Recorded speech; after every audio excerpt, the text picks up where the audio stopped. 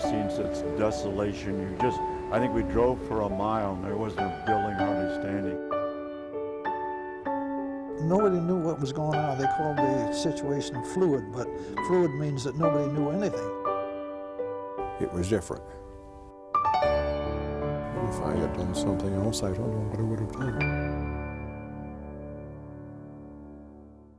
We're talking today with Butch Romans of Muskegon, Michigan, and the interviewer is James Smither of the Grand Valley State University Veterans History Project. Okay, now Butch, can you start us off with some background on yourself, and to begin with, where and when were you born? I was born in St. Louis, Missouri, back in 1945, last year of the war. Mm-hmm. I was a war baby. My mother got pregnant when my dad was home on leave, and so he was in the Pacific when I was born, and in the Navy. And how long before he got to see you? I think I was six months old before he got to see me the first time, and I was afraid of him. I didn't know who he was. So. Yeah, that happens. At least what my mother says. I Right. can't remember back then. But Sure. Okay, now did you grow up in St. Louis or did you move around? Well, mostly grew up in western Michigan in Muskegon, but a couple of times, my dad had come up here and found work. He had a brother come up here and told him about factory jobs, and he was, if you remember, before refrigerator, icebox. Mm-hmm. He carried the ice there in Nice, St. man. Louis. That's what he did. Mm-hmm. He carried up 3 flights of stairs, and he's working, and then his brother came up here and told him about factory jobs, you know. And so he worked his way up here, and my mom and us kids, we stayed in St. Louis, and then eventually we came up. Then, I don't know what happened, but she grabbed us kids, and we went back to St. Louis. Mm-hmm. Was there a while, then we came back up, and then something again, and she grabbed us kids, and we went back down to St. Louis, and then eventually we came up the third time and eventually stayed in Muskegon. All right. So did you finish high school in Muskegon then? Yes, All Muskegon High School. Yeah. All right. And when did you graduate from high school? 1964. Okay. And what did you do after you graduated? I found a little job, and my whole mind was on the military, and I was planning on going in the military. I just hadn't made that decision yet. Okay. Now, 64, when you graduate, we didn't have ground troops really in Vietnam at that point. Were you just thinking military, but you weren't thinking you'd get into a war?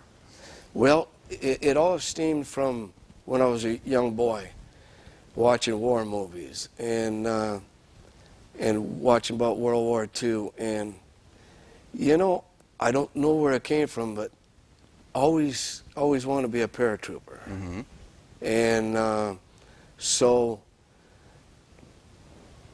that stayed with me all the way up, and stayed with me once I graduated. I was debating in my mind whether to, you know, when you get a job and you start making a little bit of money for the first time, then you start making these decisions. Do I want to leave this money and go in the military? And so I hadn't made up my decision yet on it. So. All right. So how did you wind up in the military? Well, I was getting to where I was thinking about going down and enlisting, but I was, in case I didn't like it, I didn't know about 3 or 4 years. Mm-hmm. So at 17 or 18, I don't know for sure, all young men had to go and register for the draft. That's 18, yeah. 18. You had to go register for the draft, so I had done that, and then eventually I got orders to take my physical, so we all reported down to the Armory, which was downtown Muskegon, and we were taken by bus over to Detroit to Fort Wayne. And we went through this all day, spent the night there, and went through this all day physical the next day, and then bussed home. Okay. Now, when was it that this happened? Oh, geez, you know, that I can't remember. Was it in 66? That was in 66, Okay. yeah. All right. Yeah. And when you took the physical, so by then, Vietnam is happening, and they were Yeah. drafting a lot more guys, too. And did you notice anybody at the physical who was trying to find a way to get disqualified, or were they just following orders? There were guys that didn't want to go. There were some, even for my second physical, that they had found out that if they went out and got drunk that night before, they'd have high blood pressure. Well, come to find out for their second physical, they just kept you overnight and did it again the next day. Okay. But the first physical, you didn't notice so much of that kind of thing? Well, no, not really. I think guys were just trying to, you know, it was a shock to them, and they were just trying to figure themselves out Right. too, you know, and Yeah. whether they wanted to go or not. And Okay. so. All right. So you've gone, you've taken the physical, you go back home, then what happens? You get a letter that states what you are, you know, and I can't remember the rate. 1A is the tops, and Yep. then it goes down to 4. Yeah, 4F is the bottom, yeah. And because when they test, when you go through this physical, you go through a mental testing for mental too, and so then you're rated by both. And mine was at the top at 1A because I was single also, and didn't have kids, you know, and that was encountered in there. So I got that notice, and I was ready to go. And so I went down and saw this lady named Carol Myers, who was in charge of the draft in Muskegon at that time. And I told her, I said, I would like to go, but I don't want to enlist for the 3 or 4 years in case I don't like it. And she asked me again, are you sure that's what you want to do? And I said, yeah. And so she said, okay, I'll put you on next month's draft, and we can, you know, because they only had to have so many, we'll knock a person off. So that's what called a volunteer draft. Right. So you volunteered for the draft. Yep. So you still have the 2-year commitment rather than a longer 2 year. one, and your serial number is a draftee's serial number. Yeah, yep. Right. Okay. So then, where did you report for basic training? Went to Fort Knox, Kentucky. Okay. And how did you get down there? Well, first of all, we went for our second physical once we got draft orders. We went second physical over Fort Wayne again and went through the same rigmarole. And then once it was all over that night, or later that evening, I should say, those who were qualified and didn't have, they lined us up and we had to do the pledge, raise our right hand and pledge allegiance. And not to pledge allegiance to the United States, but pledge allegiance to the military. And we went through that, and then they loaded us on a train. And it had berthing compartments for us to sleep, and it was an all-night ride to Louisville, Kentucky. And we got off the train there, and there were sergeants with what we call Smoky Bear hats on, and they were waiting with buses, and they told us out and told us which bus to get on, and they loaded us on buses and head for Fort Knox. All right. And what kind of reception do you get at Fort Knox? Well, a lot worse than what we got there at Louisville. When we got to, there was no hollering at Louisville. When we got to Fort Knox, they jumped on the thing and started screaming and hollering, and a lot of, well, we were all scared, but a lot was so scared you jump up, you know, and some of them almost hit their heads on the top there, and they tell you to get off, and he was hollering and told us to line up and set our, we had to bring an overnight bag with us, told us to set the bag down. Well, we didn't know, so the bags were set down at different times. Oh, and he just went berserk, started walking up the line, screaming at everybody, says, you're in the military now. When we say set bags down, they've all got to be set down at the same time. Oh, he didn't say it like that. He was screaming when he was saying it. And they've got to be set down at the same time, and they got to do everything uniform now. And everybody was saying, oh, geez, I want to go home to Mama. Yep. But that was that there. Yeah. Now, what do you do the first few days? Are you still getting processed for We're a in a while? reception unit, and the first thing they did when they got us over to the reception units is they took us in and started showing us how to make the bunks, because the mattresses are folded up on there, and these bunks got to be made just right. So they started working here with making that bunk, and we still had civilian clothes, and they took us out and they marched us down where they took pictures and everything for your military thing and that, and probably the guys who got the most harassment were the guys with long hair, because at that time there were some people who had these long hair, and they I remember the sergeant lined us up and says, oh my Lord, what do they do, sending us girls now? And you know, so they got a lot of flack until the second day or third day, they marched us over and got our hair cut. And but before that, they were taking blood work and doing a lot of other stuff for dog tags and stuff Right. too. And so. Okay. All right. So once they sort all of that out, what does the actual training consist of? Well, you start trying to teach you how to march right in that reception stage, because they're marching these places. They don't like you to look bad, so they do hollering at you, and then they march you over. You really don't feel military because you're still in civilian clothes, and when they march you over and you get your clothes, then you start feeling more like it, you know, because you feel out of place in civilian clothes walking on a military post, you know, and you feel more like you're in the military, and that was quite an ordeal too when they set you down to shoe size, and then they'll say, "Scooch down, animal," and only they scream. They have a lot of tendency to scream at you and holler at you, and all these clothes, and you can't take time to say, "No, I take a size this," you know. You take it, get out of here, you know. And I mean, everything usually does fit, but it was quite an experience. And then they, I guess we were in there about 4 days, and then they take you out to march you out to this field, and you got your duffel bag with. They make you bring your duffel bag with everything in it, and they tell you to throw it in the back of this truck, and then they tell you, they call your name off, and you get on a bus, and then they drive you over to where your basic training unit is and let you off. Sometimes it's a truck. And I've seen some units marched over too, if they weren't too far away. But All right. Okay. And so now you've been indoctrinated at least a little bit, and then the actual training process itself. I mean, how much is discipline or marching? How much is weapons? a lot of it, we didn't get a weapon till probably, I don't know, maybe after the first week.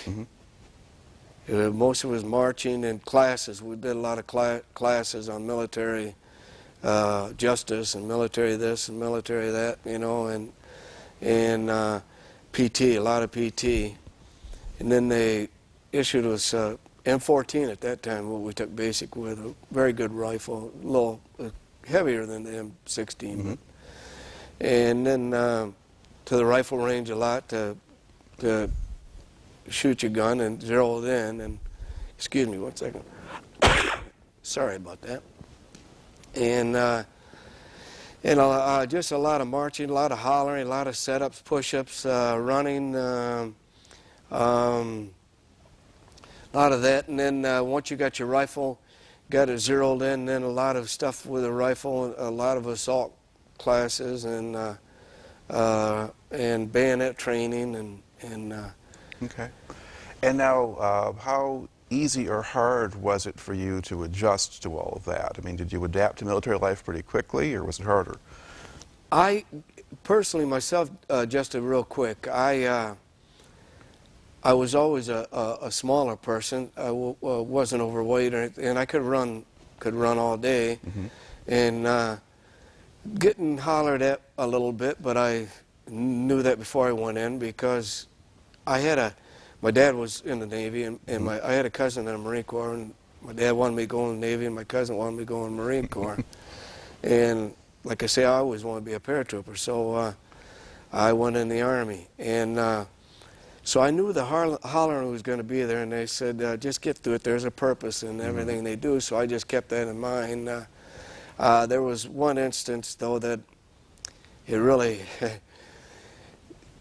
Every unit has it. We had a kid in there who couldn't march.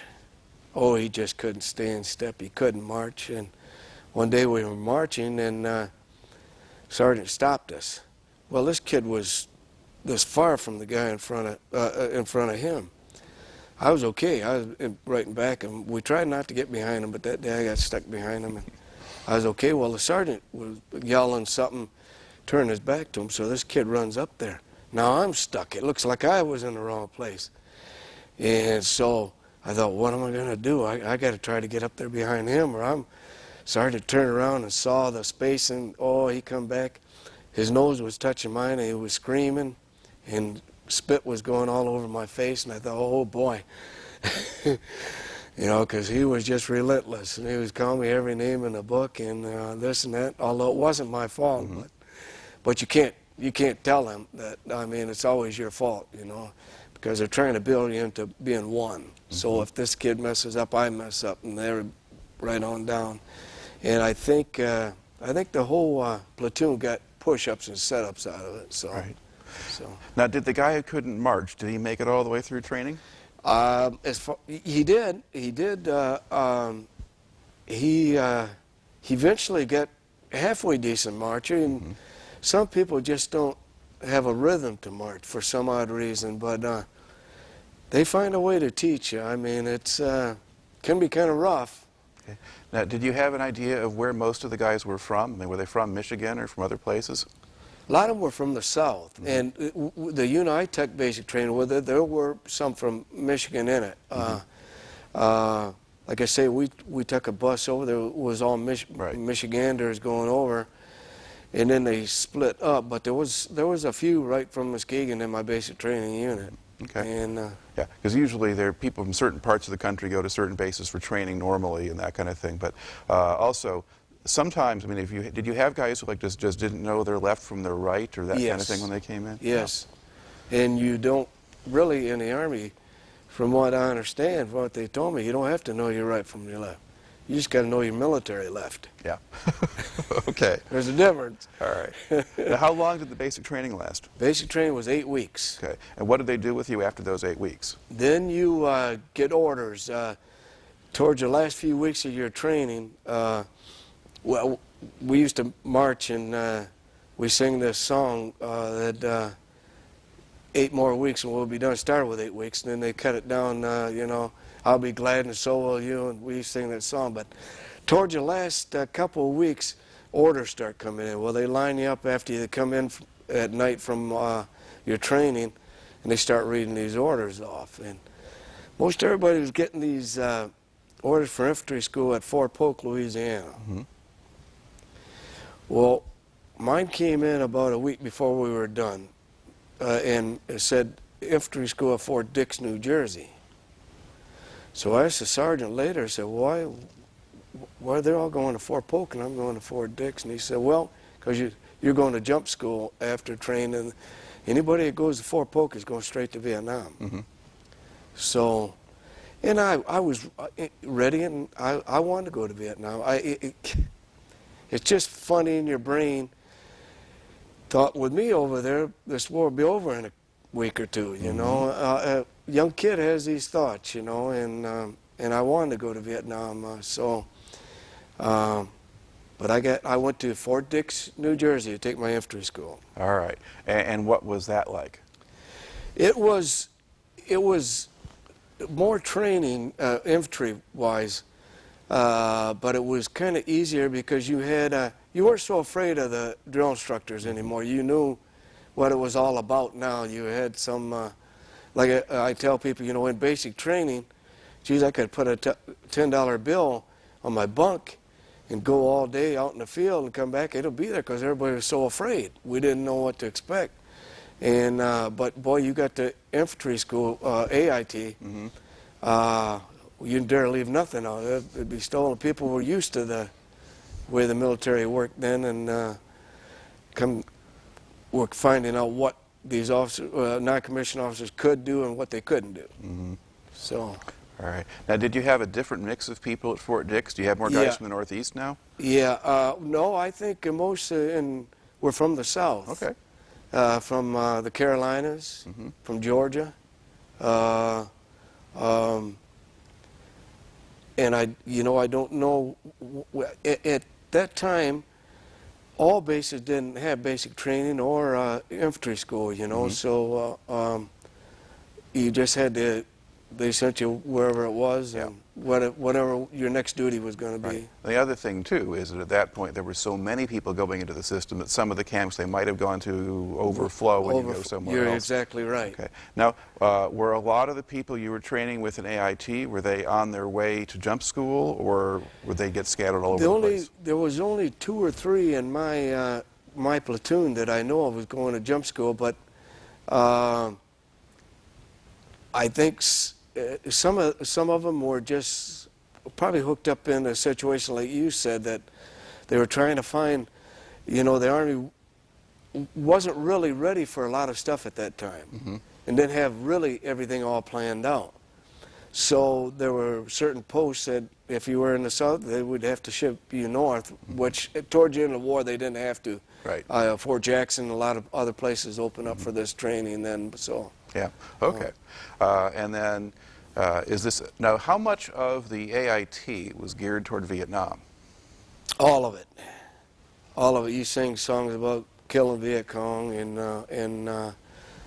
it was all based on Vietnam villages and stuff.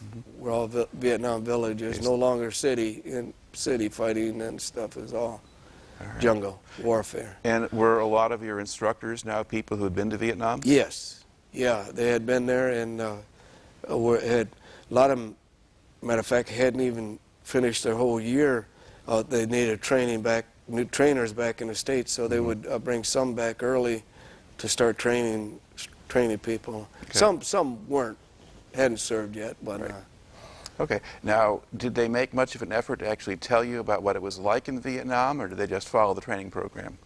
They followed the training program, and they did make statements like, you know, you get these creases in your fatigues, and they always tell you that a bullet will crease your fatigues, and little stuff like that. But I don't think they want to scare you too bad before you go over, and I can see why. It's not really needed.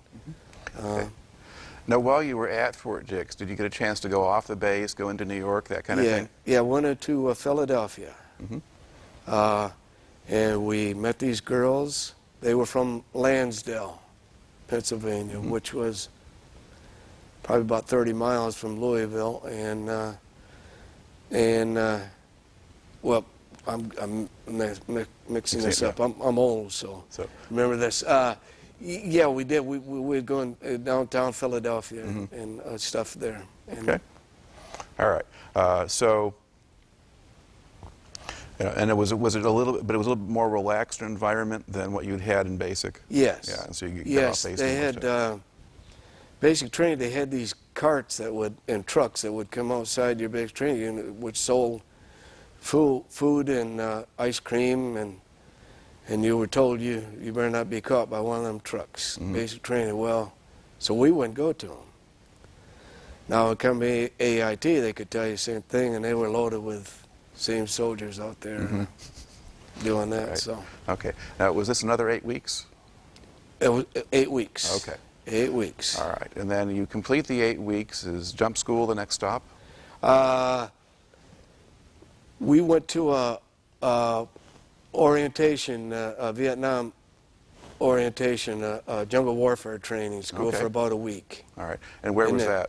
And that was right there at Fort Dix. Okay. It was just a separate from the infantry school, and you learn how to go through villages and learn some of the tactics that the Viet Cong used and North Vietnamese. And what did they use for jungle? There was a wooded area there, and it wasn't like a jungle in Vietnam, but it was a wooded area, and they just wanted to give you a taste of it. And then they did do a little, if you got caught, was a prisoner of war, they did do a little waterboarding to teach you how. I mean, it wasn't nothing to make you think you were, but it was to teach you what might take place in a prisoner of war camp and stuff like that. It was a simple part of it, yeah. Okay. All right. So that's a week. And then what? Jump school. Okay. And then where is jump school? At Fort Benning. Okay. So down in Georgia? Down in Georgia. Okay. And what did that consist of? 3 weeks. First week was ground training. Second week was tower training, where you go out of the tower. And then last week you make your 5 qualifying jumps. Okay. And how did you do on that? I did good. Like I said, a lot of running involved. They run you. You can't walk in your company area. You got to run. So anytime you left the barracks, you had to run. And So I did pretty good at that, and at that time heights didn't bother me, but now I notice when I get up on ladders at my old age, I get a little nervous up on a ladder now, but didn't bother me at that age. And of course, I think we all closed our eyes on the first jump and just fell out the door, and what you do. And I did all what you call static line jumping, where you hook up inside the airplane and it pulls it as you go out. Right. I never did any what they call halos, skydiving. Right. The Army calls it halo, high altitude, low openings, and never did any of that. It was all static line jumping. So. All right. And did you manage not to get hurt when you landed? Yeah. Well, the way you get hurt is if they try to make you jump on a windy day. Because T-10s, which was a chute that you use, you couldn't control them. They were all controlled by the wind.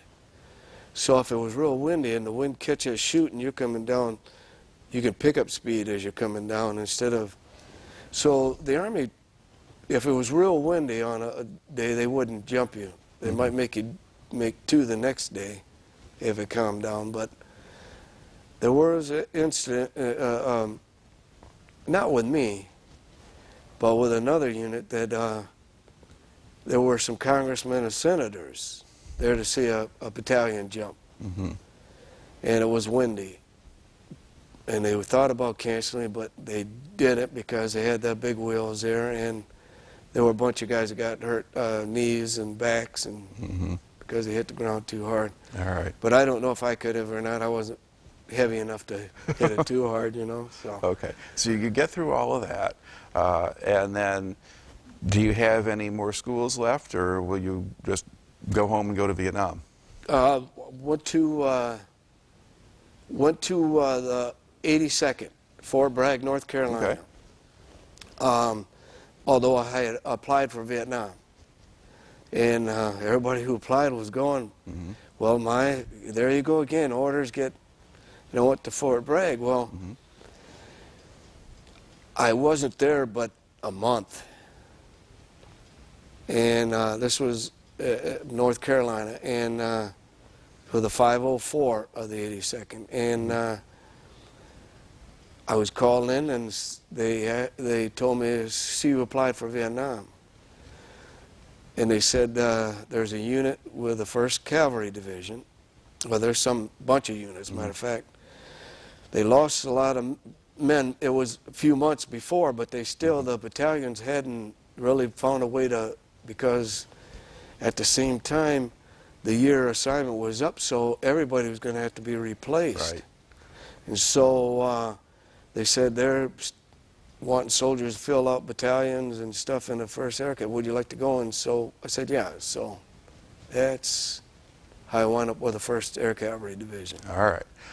And now, once they decide that, then what's the process to get you out to Vietnam? I got 10 days to go home and see my parents, just in case I'd never see them again. Take care of all your business. And then I had to report to San Francisco. And then had to go through another physical and shots. If you you get this shot book, and if you let it go, you got to get you up on all these shots. There's one guy there who got 8 shots at one time, and I only had to get two or three, I think it was. So mine wasn't bad, but. All right. Okay. Now, did they have you at the big depot in Oakland, or were you someplace else? Must have been Oakland. I didn't really know. I went into San Francisco, and I was at this hotel, and then they said that a bus would be coming to take you wherever it was for this to be shipped out. It had to be someplace that had an airport, because it was right there by the airport, and after we got through, they put us right on a plane, and excuse me. And the plane that they put us on was off 1st Air Cavalry Division, people going on a plane. And it was a big plane. I can't even tell you what it was. Was it a military plane? It was a military plane. Okay. All the seats faced back, and the back opened up, and then the back was your duffel bags and everything were all loaded on there. So. Okay, so it may have been a C-130 or something like that. But Well, big, it wasn't a big plane. C-130 because that's what we used in jump school there, and it was a lot bigger than a C-130. Okay. But All right. But you get a military aircraft, so you don't get any stewardesses or anything like that? no, nothing nothing. like that. Do you know where you stopped on the way over? Yes, we stopped at. We made a stop at Wake Island, Mm-hmm.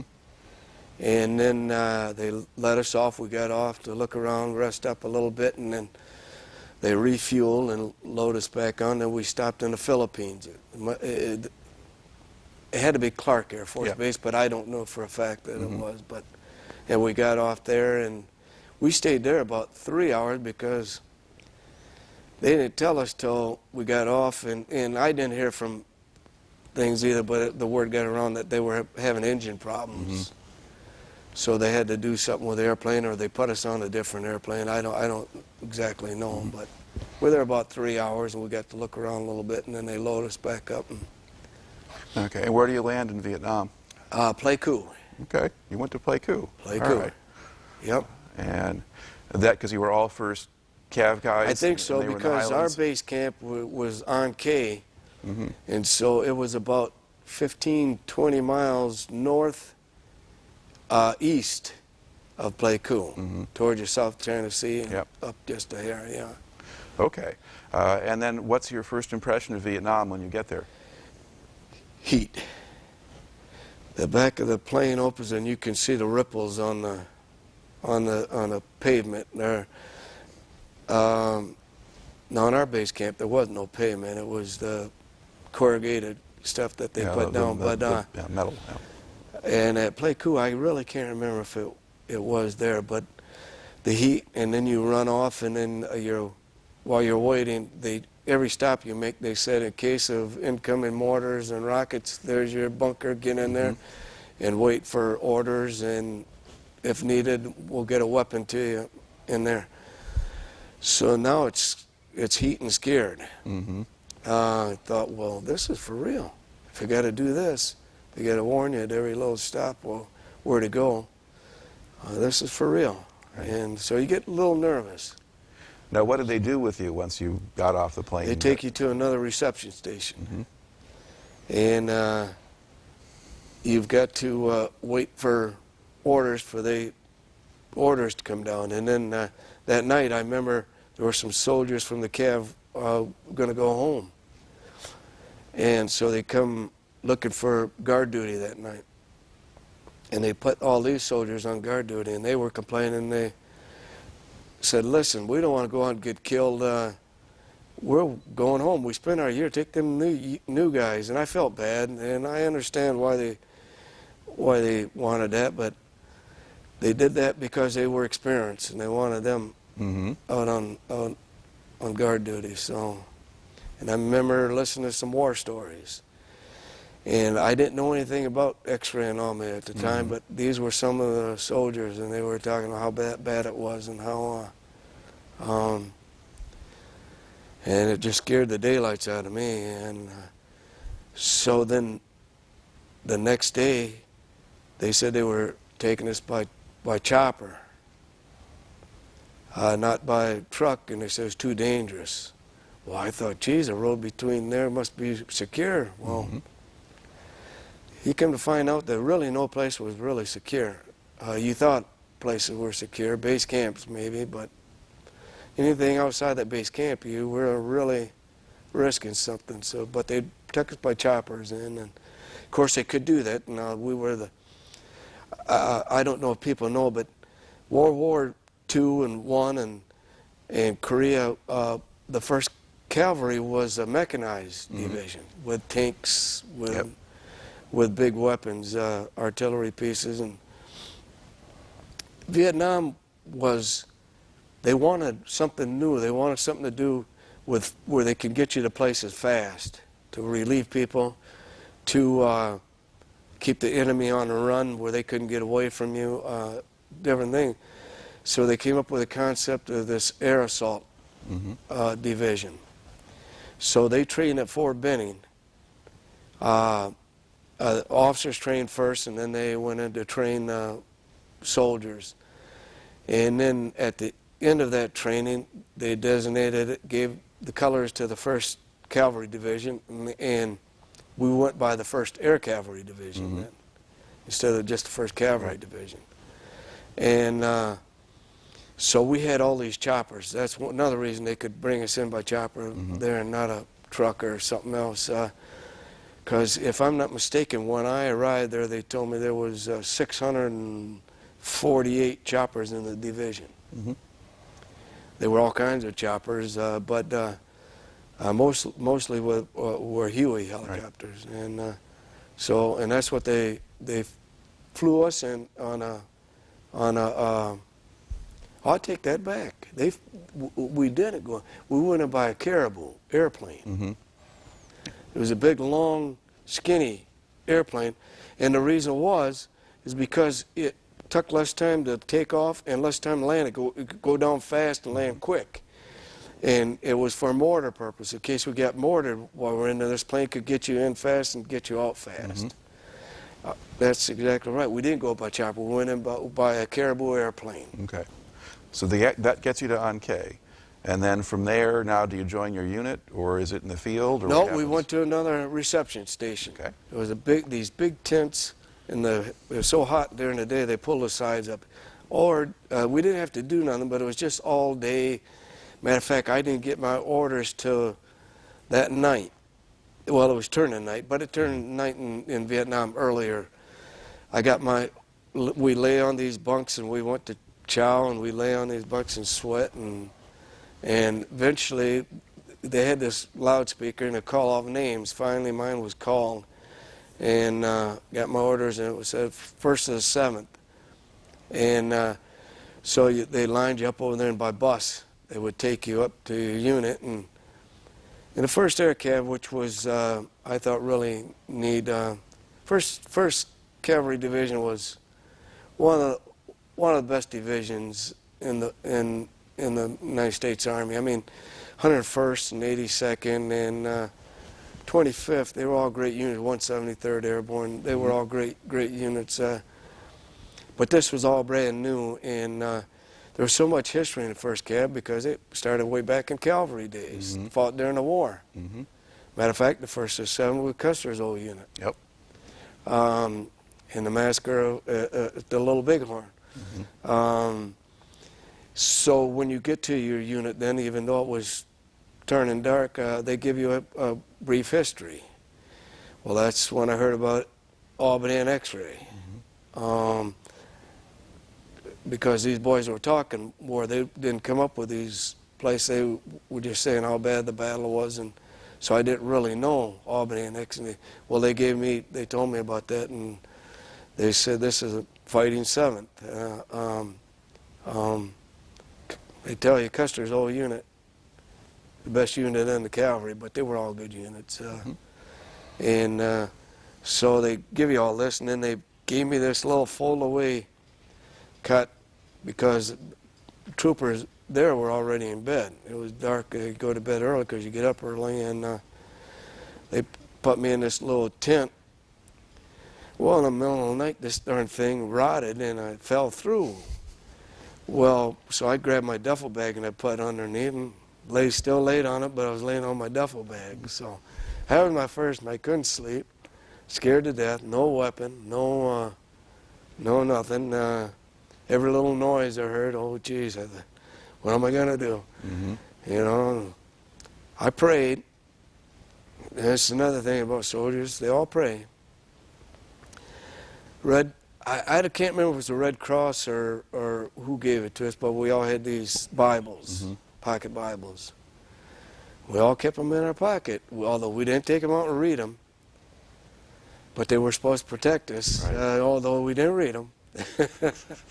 Some soldiers read them, I shouldn't say that, but we kept them in our pockets. Although there was a little more weight when we went out in the field, we kept them in our pockets. All right. So now when morning comes, do you get your equipment and meet people? Morning come, they took us over and they gave us, we got assigned a rifle, M16. Never had shot one. And another thing when you find out the war is real is, you know, in basic in that we had one magazine. Well, they gave us 20 magazines. And then the equipment to put them on and wear them in and all this. And we got all this equipment and just stuff thrown at us, you know, and a flak jacket, which you put that baby on. It was so hot without it. You put it on, it was just extra hot. But got all our equipment. We took back and they do an inventory, make sure you got everything. And then we had to go to, in the 1st Air Cav, everything is military, or cavalry. We went to, we had to go through a week-long training. It was called Remount training. And we had to, we zeroed in our rifle. We took extra bayonet training. We had to repel out of helicopters. Repelled out of both a Huey and a Chinook. Chinook was rope ladder climb up. It was already in the air. And the wind blowing in the ladder, people having to hold it, and you climb up. You walk towards the middle, and there's a hole in the middle, and then you rappel down the middle of the Huey. You would climb in the Huey, and they would take you up, and it would just, you repel, most people know rappelling coming down rocks, and you bounce off the rocks with your feet, but this is straight rappelling down, and you have to learn it, because if you don't do it right, then, because you rappel from 90 feet sometimes, or whatever your training is up there, and so you have to learn how to rappel, and like I say, more bayonet training, hand-to-hand combat, and then the last day of it, we had, this is another great thing about the 1st Cav, I mean, history galore. On the left side as you go on our base camp at An Khe, there's a big mountain, it was called Hong Kong Mountain. And there's a big cap patch on the side of the mountain. I don't know how they put it up there, but there was a big cap patch on the side of the mountain. And as far as I know, the Cav moved out of there later on in the war after I was already back home. I think they were south for a while, then north. And there were different units that came in there and served, like the 101st served there for a while, and they had to serve under that cap patch being on the side of a mountain, which they didn't like. But I don't think they took it down. I don't know who wound up taking it down. But we had to, on our last day of remount training, we went up the inside, which was to our base camp, side of that mountain up to the top, and then we had to come back down, and we had to look for certain stuff, mines and trip flares. But they had on top of it, they had like radar and stuff for down the side of that mountain to protect us from somebody coming in from that side and stuff. So that was the last day of that remount training. All right. Now, in that training, did they try to teach you anything about Vietnamese culture or the people or anything like that? Mostly kill them. And it wasn't done to be terrible people. It was done to try to protect you. You know, they would tell you that nobody was really secure, that always be aware of your surroundings and be around other people, because there are incidents with children and all kinds of different incidents that had happened.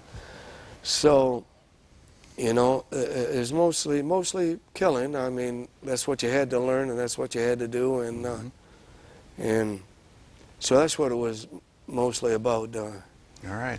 They did tell you, you know, that there were certain areas and certain people on there, and there were people on our base camp that did stuff like laundry and cleaned your barracks out. You would pay them stuff, and you know, you can talk to them and find things out. But that's about the gist of that. Right. Okay. Now you get through sort of this week-long training session, and now you actually get to join your platoon. And my platoon and my company was out in the bush. So my orders came to go out to meet them. Well, I didn't know where we were going, and most of the guys didn't. Now, when we got in the air and we got to a certain location, there were a couple of the old boys say, "We're going to the Ia Drang." They could tell.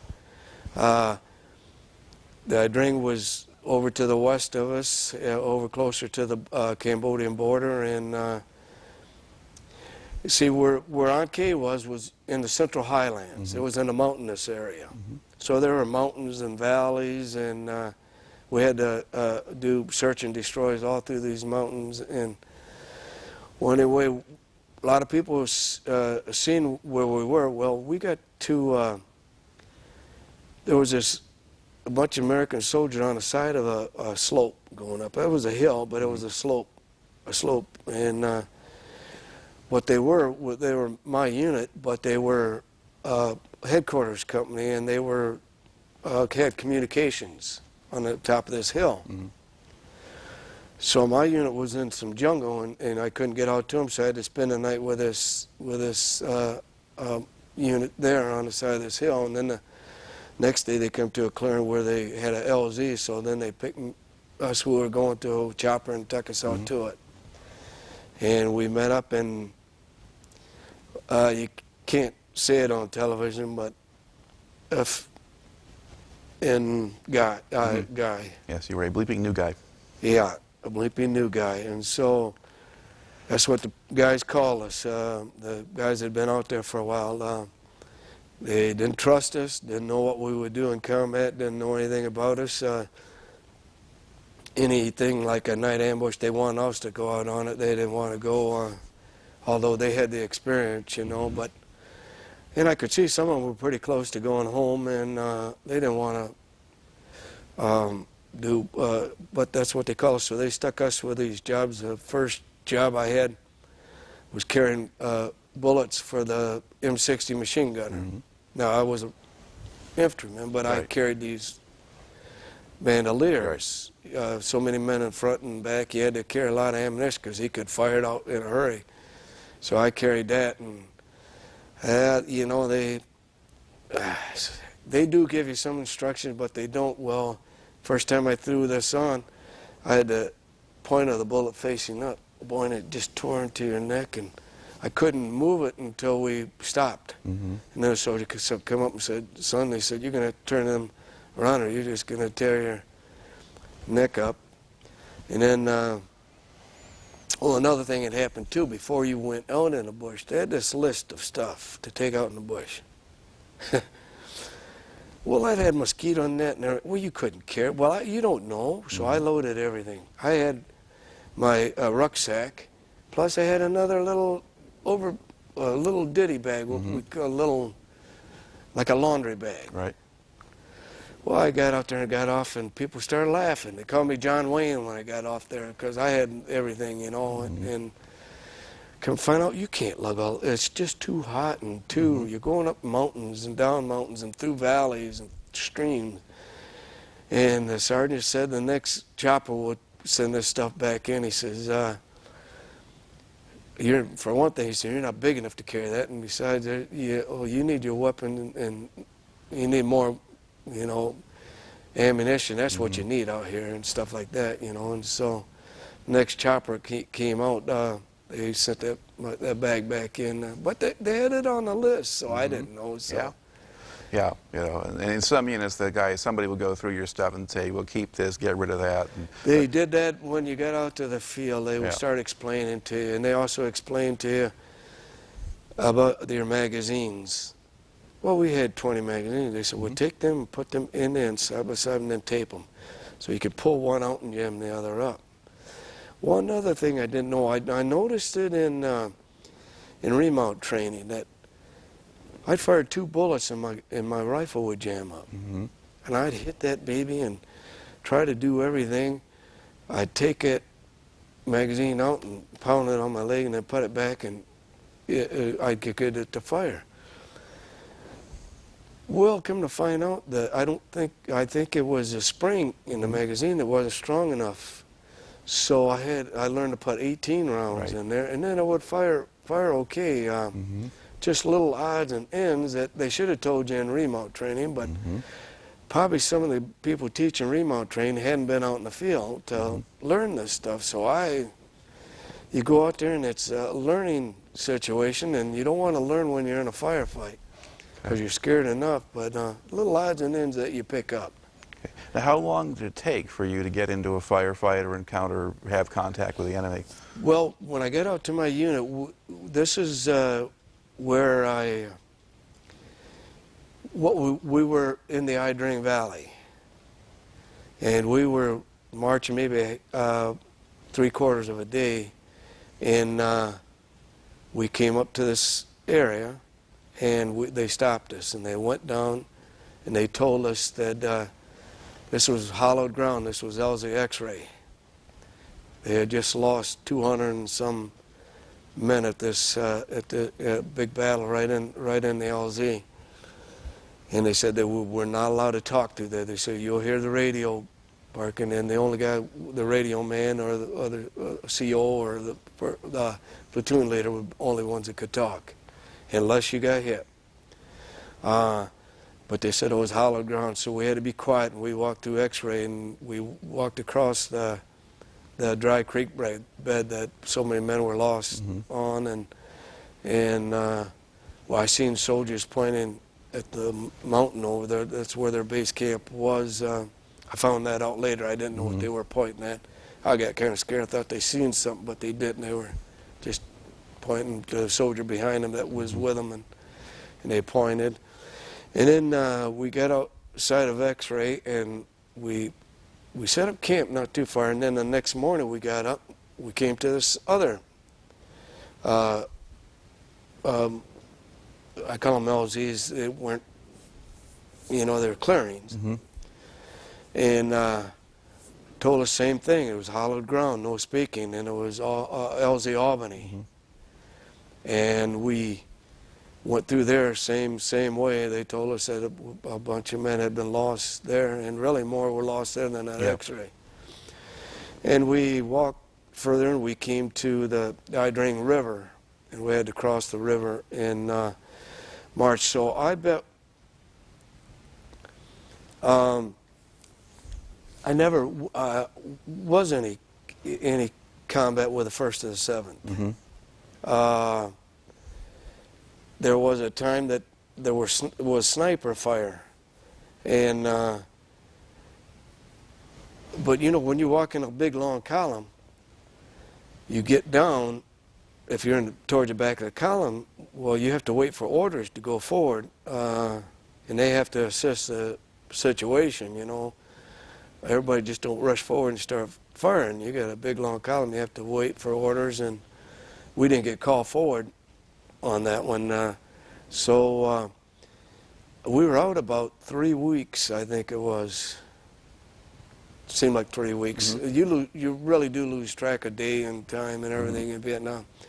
So we went back in, and we usually were in base camp for 2 days, and then we'd be back out in the field. Well, we went in, and second day they came and lined us new people up, and they told us that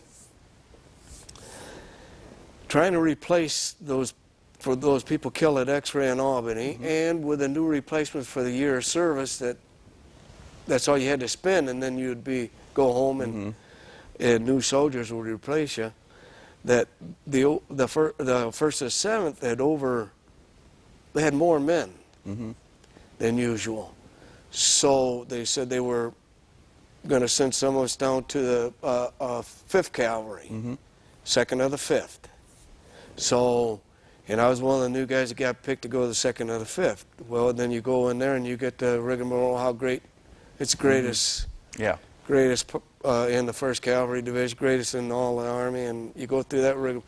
And I think it was the 5th Cavalry that Custer was supposed to wait for at the Little Bighorn to go in to fight, and he didn't. He rushed in. So I went to the 5th Cavalry, 2nd of the 5th. So you really just had that one extended patrol with 1st and 7th. Okay. About 3 weeks. Okay. So now you're the 5th Cavalry. All right. And was joining the unit then a little bit different? You weren't quite a new guy now, or do they treat you still like a new guy? Well, I was a new guy because I just came into that. They didn't know if I had just came in from the States or just was already in for about 3 weeks or not, till you have a chance to sit down and talk to some of the guys. Then you tell them, you know, well, I've been in country and been on a search and destroy already, and get to explain things to them. Then they know. But you can tell, guys, because there are certain things, like we all wear these towels. We didn't when we first went out, but the towels serve two purposes. Sometimes it was for if you carried ammunition for the M60. Another reason, it's so hot when you go through a stream, you could dip that into the stream, and then you could either put it on your head or around your neck to try to cool you off a little bit, because the stream was cooler than the weather.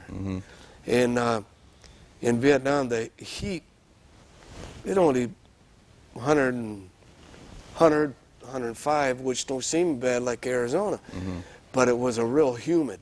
You'd sweat from your jungle fatigues would get. There's another thing. Your jungle fatigue will get soaked during the day. And then at night it would cool down to 70. You sit there and freeze because you're wet and the temperature had dipped, and it'd be cold until you got so tired that it wouldn't give a rip. You just lay down and go to sleep, you know, because in the infantry, you always know if you cross this little trail and it looks like it'd been used.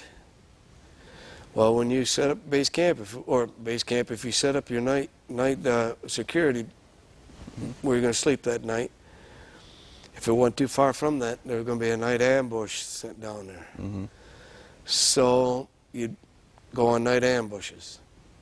You'd go on what they call LPs, listening post, where you'd be 3 men with a radio, and you'd go out and you just lay out there by yourself and listen for enemy movement, and then you could radio back. You had to have that radio to get back in. You had to be in contact, because boy, you don't want to just come flying back in. So you'd have to have that radio and be in communication. You wouldn't use that radio if needed. If you heard some enemy movement out there, then you'd radio it back, and you'd say, it's so close, we want to come back in. And so they'd tell you to come back in, and then sometimes you'd have to throw smoke so you could be identified to come back in. Different color, you had smoke grenade, different color, purple, green, blue, red, and you throw that in. So in the infantry, you get maybe 2 full nights a week sleep. When you weren't on this stuff, you were woken up and you'd either pull a 2 or a 3 hour, however it had set up your regular guard on the perimeter, and you would do that. And you'd walk all day long in that heat, carrying that stuff, and you'd be so doggone tired you just want to sit down. Well, now you got to set up a perimeter. You got to go out, and you got to set up this trip flare. Go around, and then back of that, you got to set up these claymore mines, and then run a detonator back. And then you have to dig a little fighting hole of some sort. Sometimes it wasn't real deep because it's according to how tired you were, how what your intuition about the area was, whether you had the intuition, you might be hit that night or something like that. And there were one time that I know that we had set up camp. You set up about 4 o'clock in the afternoon, unless battalion comes out, and then you set up at about noon. And we'd set up camp, and then it was getting closer to dark, and Lieutenant got a little worried feeling that, because we had some open areas, and so he wanted to move us over just a little bit, not far, just in case they had set mortars up and had us zero in and would hit us. And it didn't happen just at one time that I know of, but you did that every now and then. And so the sleep wasn't good. You got where you could just sit down and fall asleep right now because you're so doggone tired, but you be woken up all the time because you had jobs to do other than patrolling and stuff. So. Right. Now, did you normally operate in platoon-sized units or as company, or? Different. Platoon size mostly, but certain areas they would bring the company in and you would go in. But when they did that, it'd be like a arrowhead shape. when I went to the 5th Cavalry, now I was in what they call, it was just a regular rifle platoon, but they call it the scout platoon. We were the first ones to lead off. If we walked in company size, then other companies like Alpha would usually be on our left and Charlie over here. Delta Company was what they call in the infantry our heavy weapons. It had the mortar platoon or a mortar company with it. And they would march, that would come in behind us. Right. So that's for a whole battalion-sized operation. Yeah. Well, no, that's... well, because battalions are divided into companies. But it then could be a companies, battalion, But yeah. then you could have the company just split into platoons, and then your platoon in front and others But behind you. But Delta Company always had to be where they could support all all the rifle companies when they brought the rifle companies in. That's Right. So that would be a battalion size, although we didn't see the other rifle companies. They were fanned out this way, and sometimes we walked. Most of the time it was in a column, but sometimes we spread out and walked this way. If it was a rice paddy sometimes, or different, a big open area, sometimes we would do that. But you're right, that would be a platoon, a battalion size. But you were in radio contact, but you never saw the other companies. But And then did you have situations where your platoon was basically just by itself?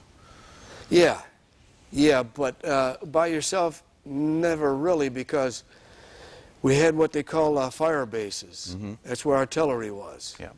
And they always had to know where each unit was, and they had to be where they could reach you.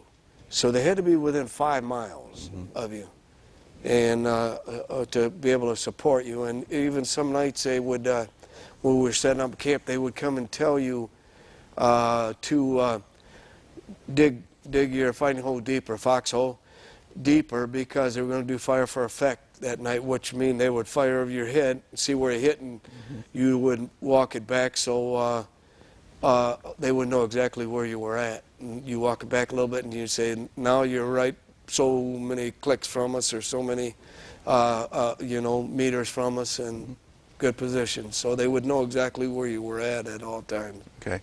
Now, how long were you with 2nd of the 5th? The rest of till I got wounded. Okay, and how long was that? That probably had to be another 2.5 months. Okay. And then basically was your time spent mostly on these extended patrols and then just brief times back on a fire base? Yeah. Okay. Now when you're out on those patrols and you're out in the field for a couple of weeks at a time, how did they feed you? Well, we were lucky. Mostly sea rations. But being with the 1st Cavalry Division, they had all these choppers. So if you hadn't made contact in a while, and you were in an area that, whenever we set up a camp at night, had to be pretty close to an open area so we could get, at nighttime when we set up camp, choppers would bring us in extra water and extra ammunition in case we got hit in the night. But it was too much to carry. So the next morning they would come back and pick that up, and then we would take off again. And then every night they would do that. In case at night it would be so bad they couldn't get in to supply us. And so we had to, when we set up camps at night, it had to be around an area. And when we were walking even through jungle, they'd always remember this open area was back so many clicks in case you got hit, because that's where you take the wounded to. And you take the wounded down there, and choppers could come in and pick up the wounded. And so you were mostly, you had to set up in areas like that where they could get to you and stuff. That was the downfall of it. But the good thing is getting fed. Like I say, be out there for a period of time, and they would say, well, set up camp early, and we're going to bring you out hot chow. So it would be, everybody would know it before the sergeants got back to tell you you're going to get hot chow. It'd get passed down because the radio man would slip it to somebody in. So, yeah, so you got reasonable service considering that you were in the bush. Compared to other infantry units that were mechanized, they didn't have those choppers to do it. Later on in the war, they did. But when I was over, no, we were the first air assault. We had more choppers in the division, and so, but mostly sea rations. And We did these C rations from 1945. How they kept them good, they did, but we ate them. Okay. It's not the oldest date I've heard. Someone in the Marines once told me 1937, so I don't know if that's well, true that or could not. have been. They were probably C rations that didn't get used during World War II. Well, yeah. And- All right. Now, how much actual contact did you have with the enemy when you were with 2nd of the 5th? Had more. We had a couple firefights, but I was never in a major firefight like Albany or X-Ray. Right. It was firefights that we had either walked up on them or they had walked up on us, or they didn't have time to. It took them longer than us to assemble a fighting force. Right. And so when they figured out what kind of fire we had, then sometimes they would leave. They'd leave on their own. And I didn't think because they'd never get in a major battle unless they knew they outnumbered you. All the major battles that took place in Vietnam, they outnumbered Americans, and they thought they had a reasonable chance of success in it. It wasn't so, but they outnumbered. And so they didn't like to fight you unless they outnumbered you. Mm-hmm.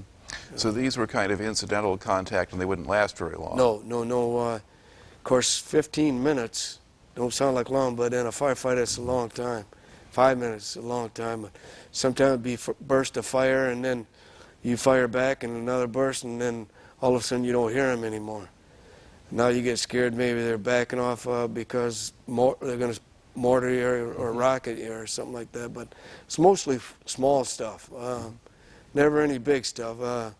Now my unit did after I left get in some major stuff, but and they did before I got to it too. But now, was this an area that had a lot of enemy bunkers and fortifications in it, or? yeah.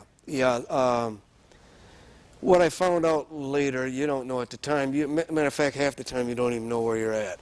They take you out there. If you got an old timer, he knows the direction, and he might say, "Well, we're going in the direction of Bong Son," or Bong Son is where my last incident was. But yeah, you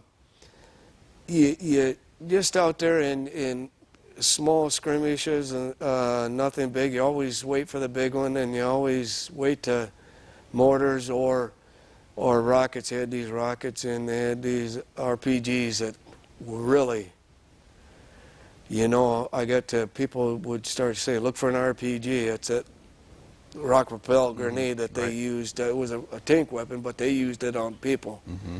And boy, that would do some damage. So you'd kind of glimpse around and try to, of course, you're trying to see where they were at anyway, but you always want to look for those things because you didn't want to get hit with one of them. Man, oh man. But to me, it was all small screws and nothing major. Be enough to, right at the start, to make you wet your pants because of the noise. Noise was outstanding. It sounded like a freight train was running over you, when you get a lot of automatic weapons going and maybe rockets or artillery going, and I mean, it's just loud, and people screaming to try to communicate, and and or when they get hit or whatever. But I was lucky enough I didn't hit a major battle. And did you kind of learn sort of what to do when the shooting started? Yeah. Very lucky, our first lieutenant with the 1st of 7th, he crawled to each of our fighting positions and talked to us. He said, listen, calm down. All you can do right now is when they stop, their firing slows down, is you start firing back in that direction. And then just get the hang of this. You can't do anything when you're nervous and scared. You got to calm yourself down, which is hard to do, but you learn how to do it.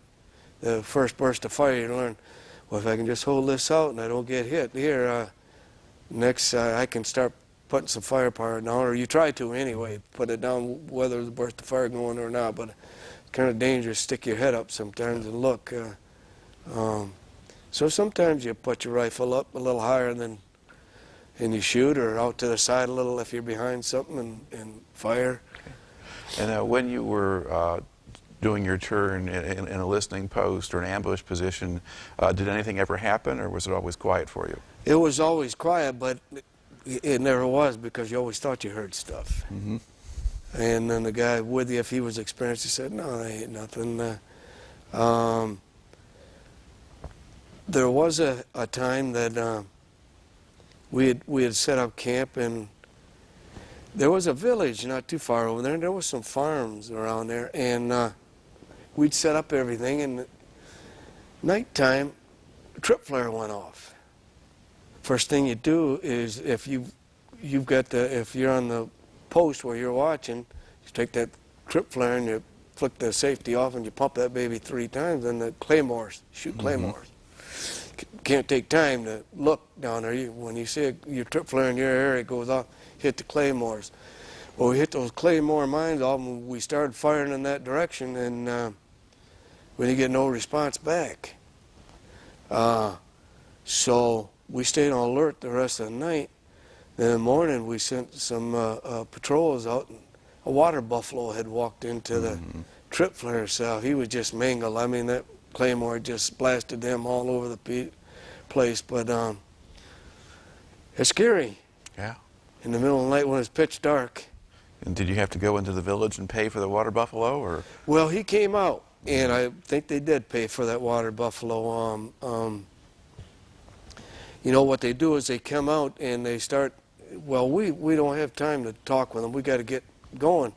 So they either sent them in a base camp, or they call somebody out. And if they do call somebody out, somebody's got to stay to guard the area while they talk to a higher echelon. And so you don't get to know it here. But I heard guys saying, well, they'll have to pay for that water buffalo now. Okay. How much did you actually see of the civilian population in the area you were operating? We'd walk through villages, and we'd see them, and a lot of kids would come out wanting sea rations from us, and wanting that. Some soldiers, the hardcore soldiers, would push them aside, but I always had a heart for, I'd give them something when I went through villages like that. You know, as a soldier, you're trained to kill, but you don't think until later is those villagers were caught in they were between a rock and a hard place. The VC would come in and take taxes, take their men, they would have to store rice for them. So when we'd see that, we'd automatically think they were VC. So we would give them a rough time.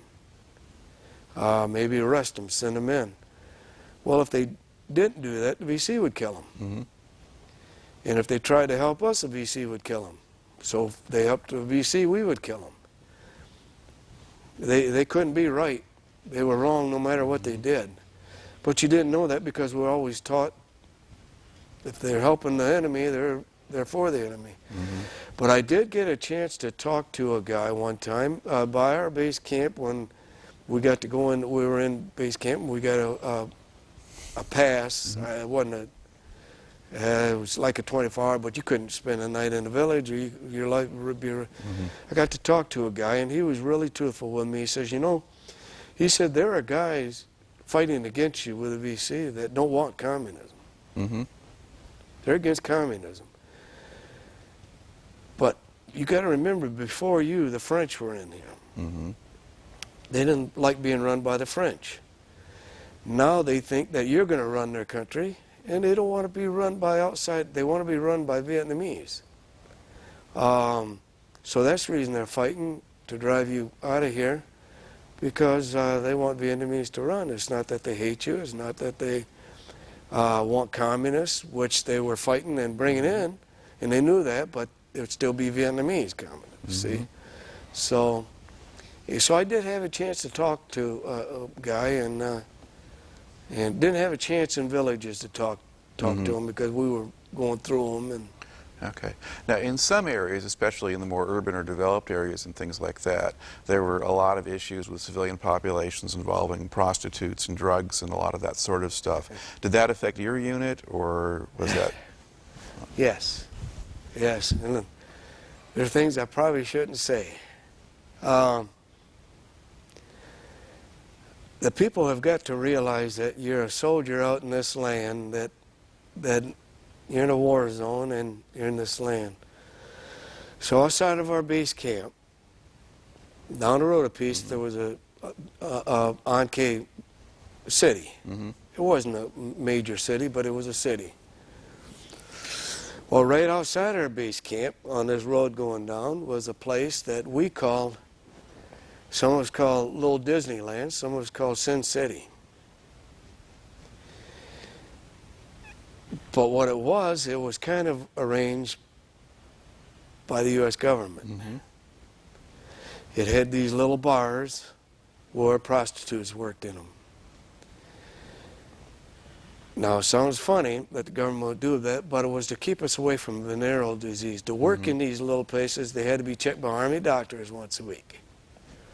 And the Army would set the price on what you paid. Not for the beer, but for the other. And so and I know some people are going to hear that and think our government's terrible, but it was for a reason. Kept you away from venereal disease and kept you away from a few other things that you can get into. So, Sin City. Yeah, and I think later on when the base changed to a different unit, some commander came in and was horrified and shut the whole thing down and created lots of new problems. So, but yeah, so that is something that's known in historical record, that we were doing that at that time. Yeah, okay. well, I didn't... So that basically affected you. So, but when you were out in the field, that wasn't the kind of thing Well, that people did. we were never around large cities. Yep. It was in Central Highland mountain areas. We were around the mountain yard people, little different villages here and there, but no, it was all rural area. It wasn't no city here with paved streets or... Yeah. So you didn't have girls driving up on motorcycles or things like that? Well, I heard in certain areas, Bong Son was one of them, that up on this mountain that this that this one girl come up there selling pop to to the soldiers. Now, I'd heard this, and it was a guy from the 1st of the 8th that I know in Muskegon now told me that she came up there selling stuff to the soldiers. Now, I never was in. That'd be funny to me that they could do that, but they sometimes showed up in odd places. Okay, now were drugs much of an issue at the time? Never saw any. Okay, heard about them. Never saw any. Walk through a village and you see these soldiers, not soldiers, but old villagers sitting down smoking, and people would say, "Well, that's that marijuana stuff." Well, it was new to me. I'll tell you how naive I was. If I'd heard drugs, it was a prescription from the doctor. Right. Was it an opportunity? I'm going to tell you a story that I probably shouldn't tell you either, but I will tell you because it's for history. I was in Fort Dix, and I was in Philadelphia, and was getting ready to leave, and so these girls threw me a party. They lived in Lansdale, Pennsylvania. We'd met them in Philadelphia, and then we'd make various trips on weekends. We would get weekend passes, and so they rented this hall and everything to throw me a party. So we came in on Thursday night, and my name was on a KP list for Friday, which is 4 o'clock in the morning till 8 o'clock at night. So these other soldiers that were going to the party too, this one guy came up to me and asked me, he says, it was towards the end of the month, so he was short on funds, so he asked if he could borrow some. He said, when I get to Lansdale, I'll wire my parents and have them, then I could pay it back at Lansdale. So I did my KP, which I hated anyway. I'd rather be out in the field anytime, but I did it, and I rushed to catch the bus into Philadelphia. Then I had to get off the bus and run down to the train station. Well, I got down there, and the last train to Lansdale for the evening had just left. Well, now I had money to take the bus back to Post, and I had money to get back to Philadelphia, but then I wouldn't have money to take the train to Lansdale, so I was in a bind. I was in a bind, so I was outside the train station there. And I was trying to think what in the world to do. Well, this guy came past me. And he asked me if I had a light, and I said, well, I'm sorry, I don't smoke. So he come over and started up a little conversation with me, and this is going to make me sound like a idiot to people, and I probably was, but this is a true story. So we got to talking, and I told him my story, and he said, listen, I only live a few blocks over here. You're willing to spend the night with me if you want to. So, problems are solved. So I said, let's go. So I started walking with him. And he came up and was very truthful with me. And he says, I don't know if you know, but I'm gay. I had no idea what gay was. Homosexual, I knew. Gay, I had no idea. I'd never heard them terms. I was from Muskegon. This was in the 60s, early 60s, middle 60s. Had no idea. So I thought he told jokes. It's the honest God truth now. And so I said, hey, that's fine. So we kept walking, and he finally stopped and said, you don't know what a homosexual... No, I don't really know. He said, oh, I'm gay. I said, oh, now I know. I know why he wanted me to spend the night and all this and that. My brain was rushing. I had this problem. So I said, geez, I'm in the Army. If I can't defend myself now, you know what? I have no business going to Vietnam, even have no business. So I said, and he says, I would like to have sex with you, but he says, I won't force the issue. That's up to you. He was good enough to tell me. So I thought, well, maybe it was a straightforward guy. So we went to his apartment, and he didn't try anything with me. And I had my dress uniform on, and I wanted to keep it nice. I thought about sleeping in it, but I said I can't do that. I'd wrinkle it, because I got to go to that party. So I hung it up real nice and went to bed. And the next morning I heard him hollering. He was in another room. I heard him hollering at me. He said, if you're going to make that early train, you better get up and get going. And so I really thanked him, and I got dressed and got in my uniform, and I went on down, caught the train, and went into the party. But I knew nothing about that. Drugs was a prescription drug. Okay. Yeah, so it was really an indication of how different things are now for all the stuff that we know we're aware of and what things were like back in the mid-60s. Okay. Now, in the time that you spent then with 2-5 out in Vietnam, the 2.5 months or so, are there other particular things that stand out in your memory before you got hit?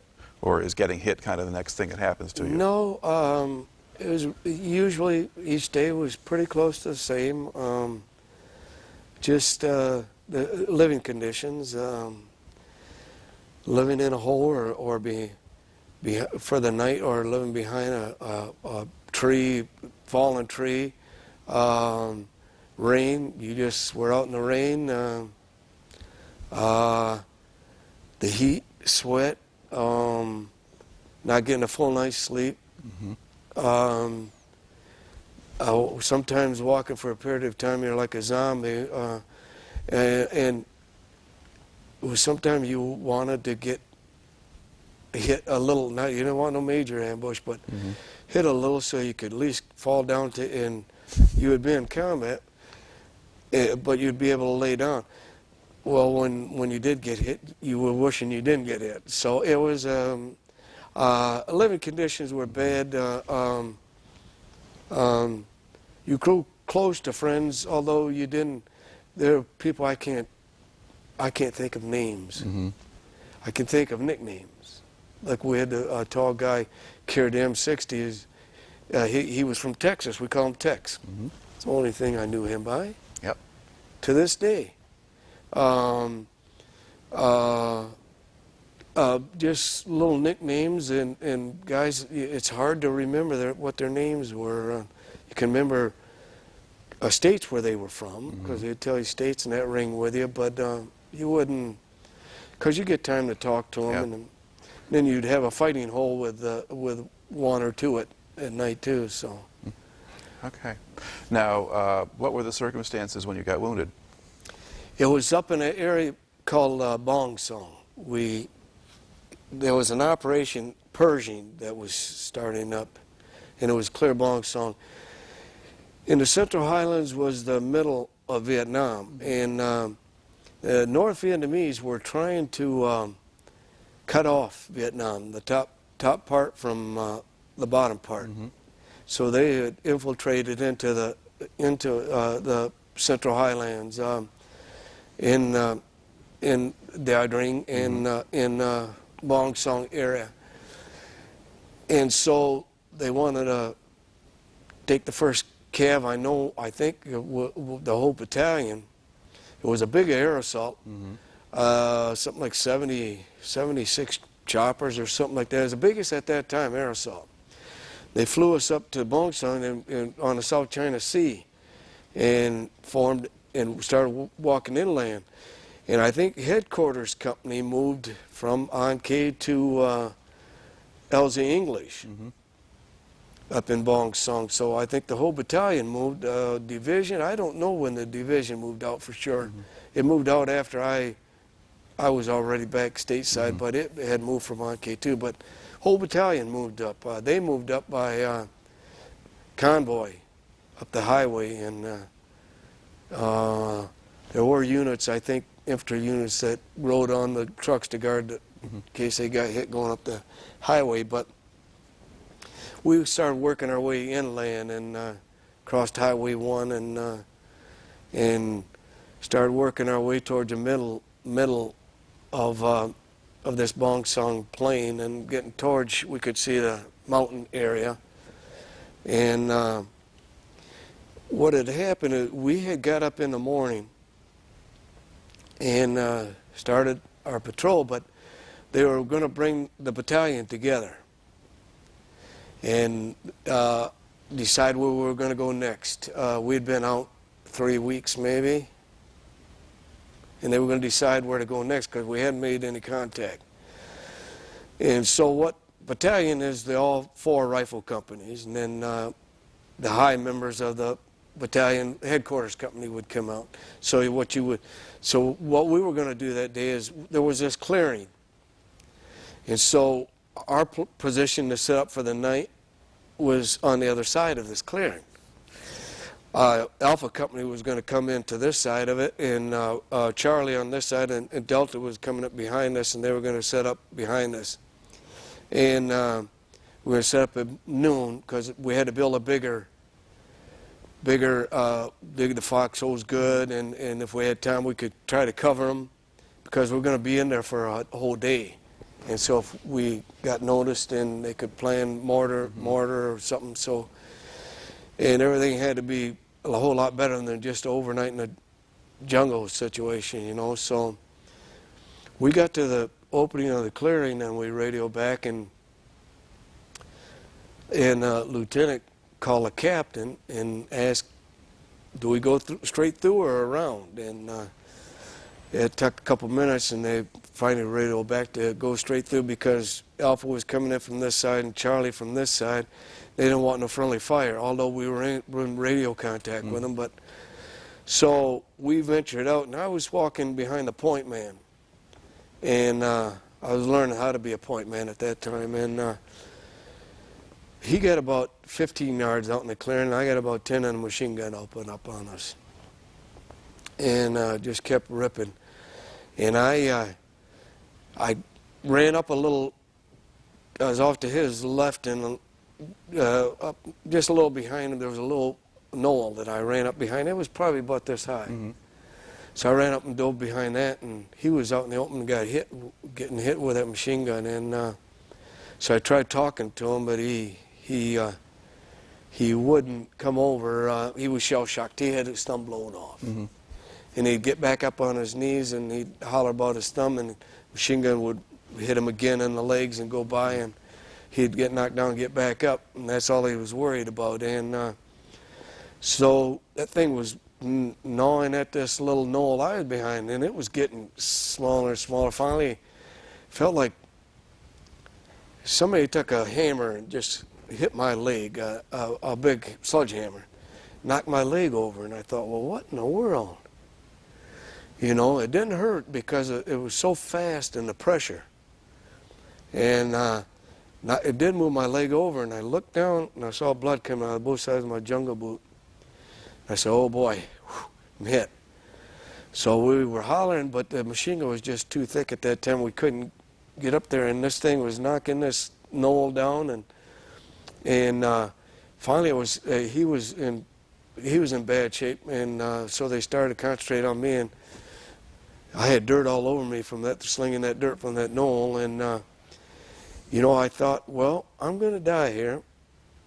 But I will tell you one thing, and it's not, I wasn't a brave soldier, don't get me wrong, but these things that you hear of soldiers doing these brave, and it's not brave, it's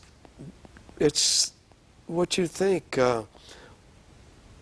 If you see a buddy in your unit get wounded over here, what you really feel like doing is standing up on automatic and just walking towards them. Mm-hmm. It ain't that you're brave. It's just that you know you care. You don't want your friends to get hit, and they think the same way about you, although they might cuss you out during the day, but they think the same thing about you because you're protecting one another's back, and you've got the willingness to do it and be out there with it.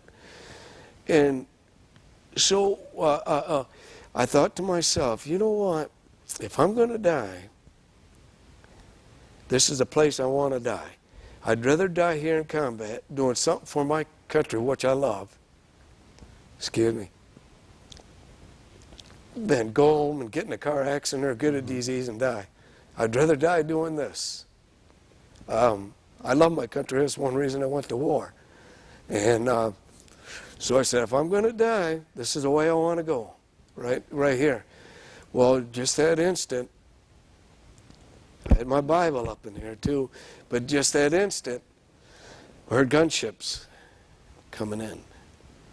So, just as soon as they got close enough, I don't even think they would have had the fire. The firing had stopped. They seen them too, and they were headed out. Mm-hmm. They were getting out. It wasn't a big ambush. It's just that we were in a single file, and they caught us two out in the open. Now, the other ones, when you walk through a file, and before they can fight, they have to get up in a firing position, mm-hmm. in a line, because they'll be shooting right at the back of you if they fire. So it took them a while to get up. I mean, when you're out in the open, it takes a while. It really didn't take them a long time, but before they can start laying fire down. But the gunships came right away. They must have been in the area, and so it all stopped, and they loaded us on these gunships and put us on there and got us out of there. Mm-hmm. I can remember the medic gave me a shot right through my fatigue. He just real fast, mm-hmm. gave me a shot with morphine, and this morphine felt real good.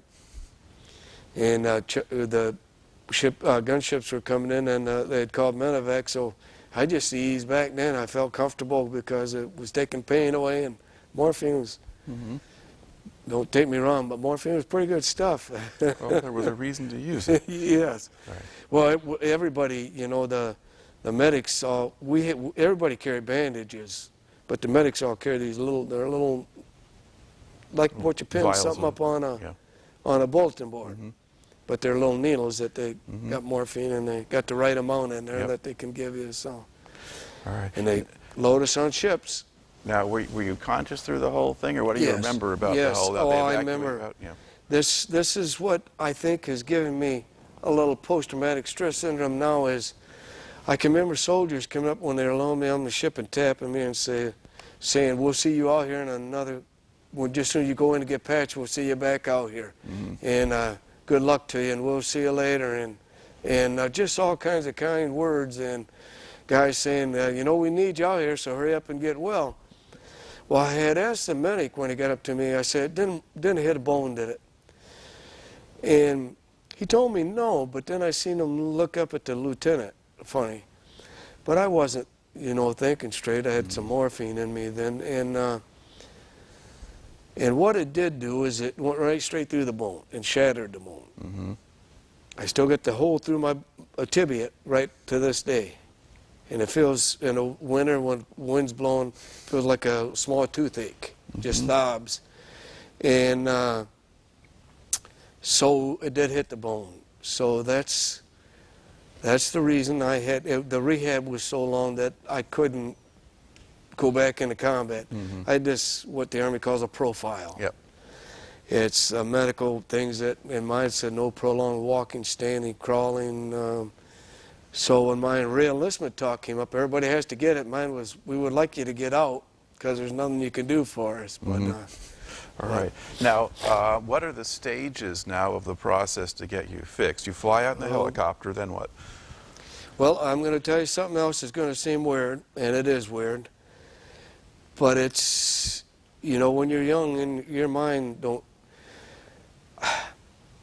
I remember watching war movies, watching cowboy movies.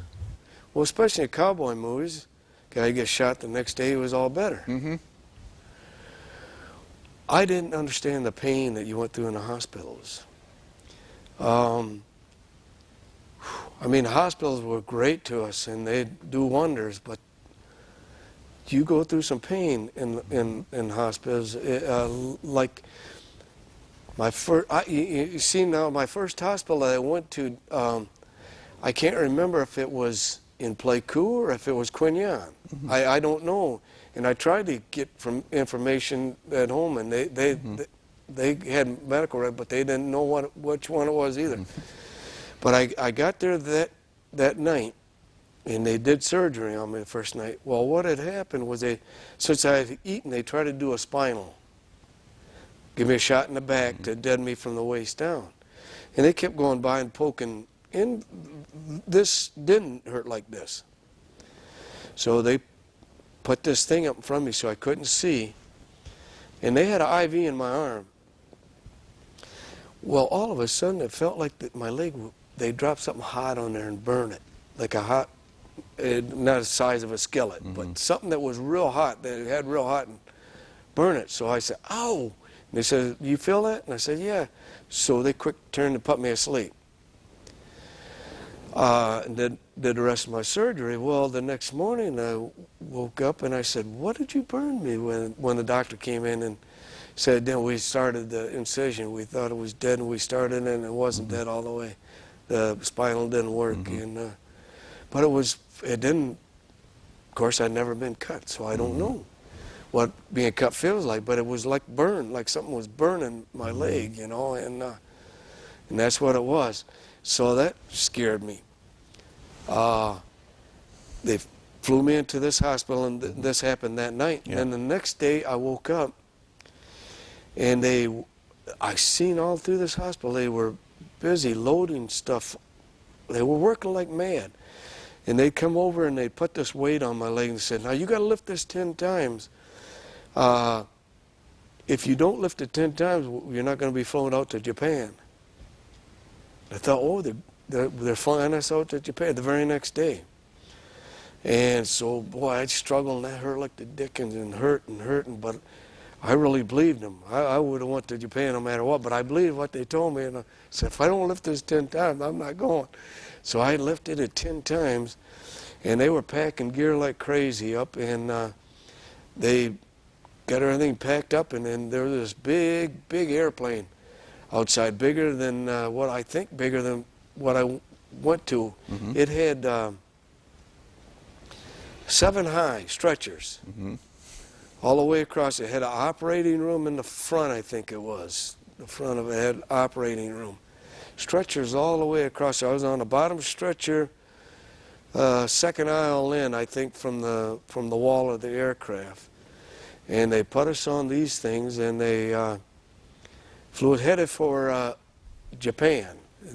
And we stopped in the Philippines again and spent the night in the Philippines. They took us off, and then they flew us into Japan the next day and went to Camp Zama in Japan.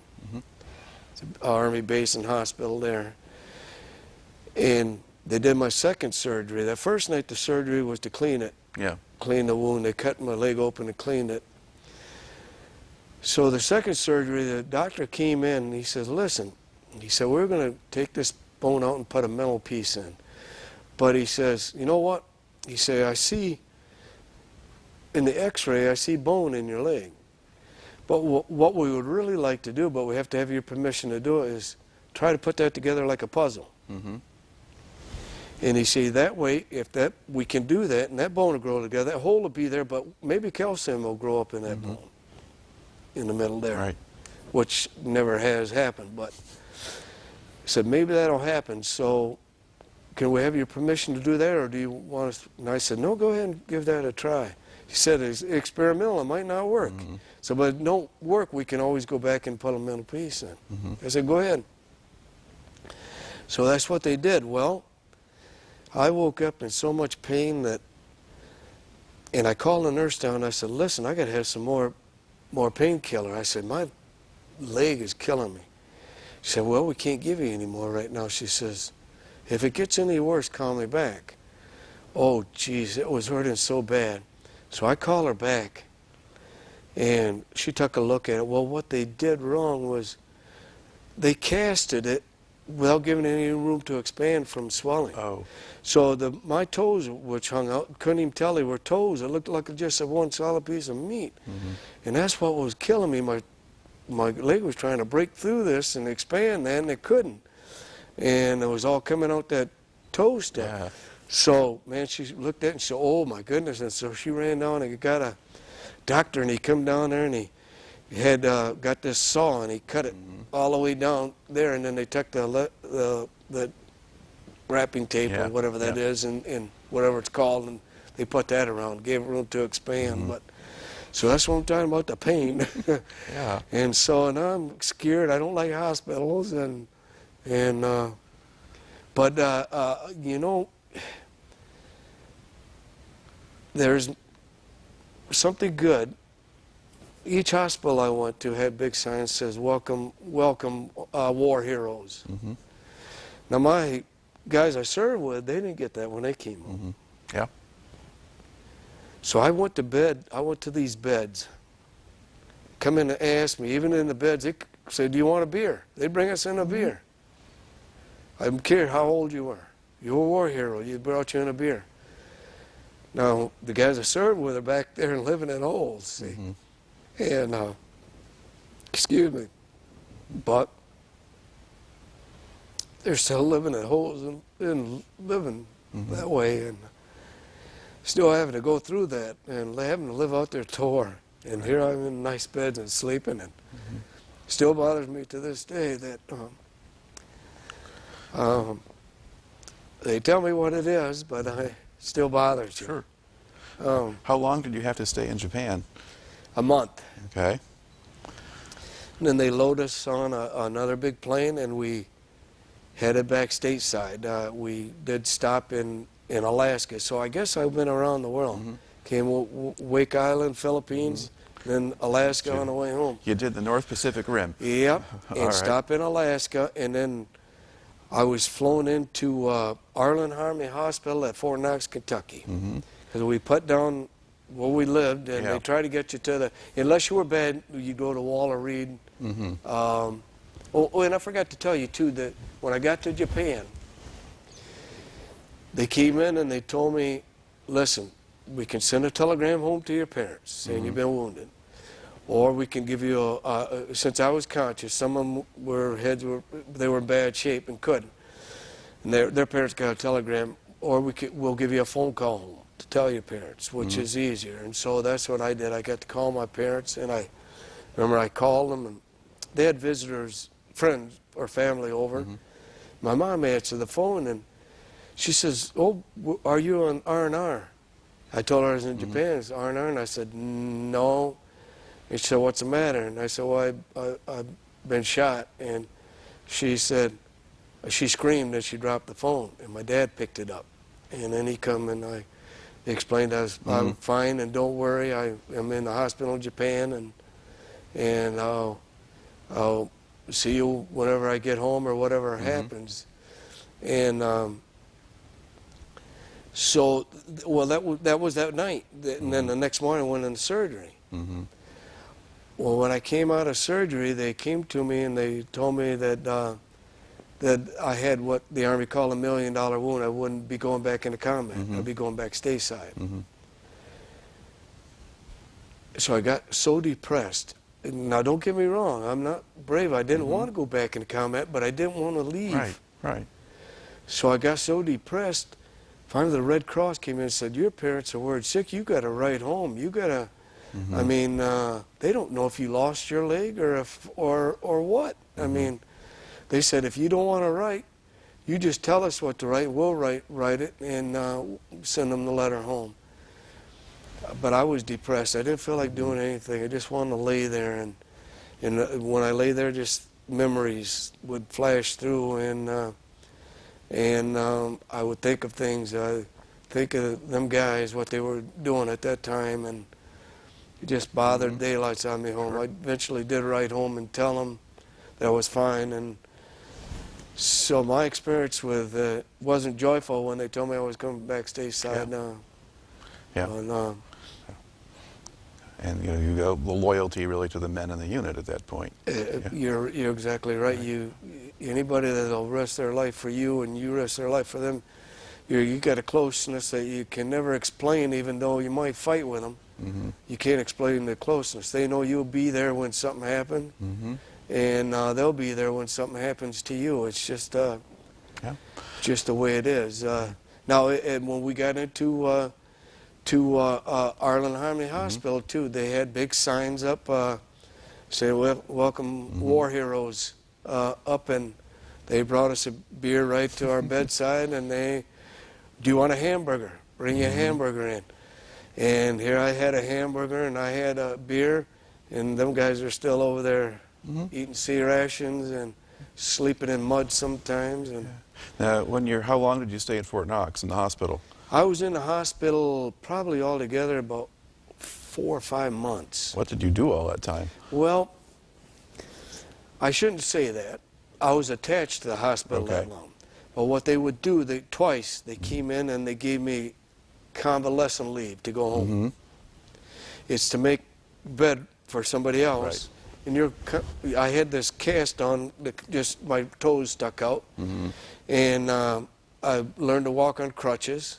And they put a thing on the bottom of my cast that I could put some pressure. So I was just taking up space. So they said, "We'll give you this convalescent leave. You go home." And then, so I went home. First, I was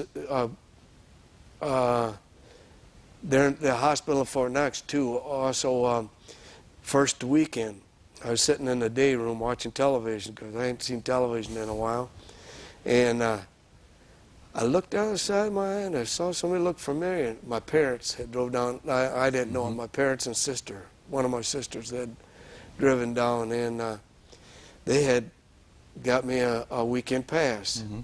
They took me off post to city, Elizabethtown, and asked me what I wanted. And the first thing I asked for, a big bag of potato chips, and I hadn't had potato chips, and so they got me these potato chips, and I just sat there and watched television and ate these potato chips. Then I got my leave to come home, and when I got home, relatives were waiting at the airport and all excited to see me. But every time you'd have something like that, you think about these soldiers. Sure. And their homecoming wasn't like mine, but. Okay, so you get to go home some of the time. Now, once the cast was off and the leg was as healed as it was going to get, did you still have time left to serve in the Army? Did you have any duty left? It was my choice. Okay. That was scary also. I better tell you about that. When it was getting time, when they took that cast off, you know, I could take that cast and I could just sling it around. When they took it off, I couldn't. I had to use my hand. So I said, "Well, why can't I?" And he said, "Because you lost muscle, and you use different muscles to sling that around with." And there is. So I had to. So when I got doing all that rehab and got where, matter of fact, they didn't know if I'd be able to walk real good with it. They said, "You might have a limp the rest of your life. You won't probably be able to run on it."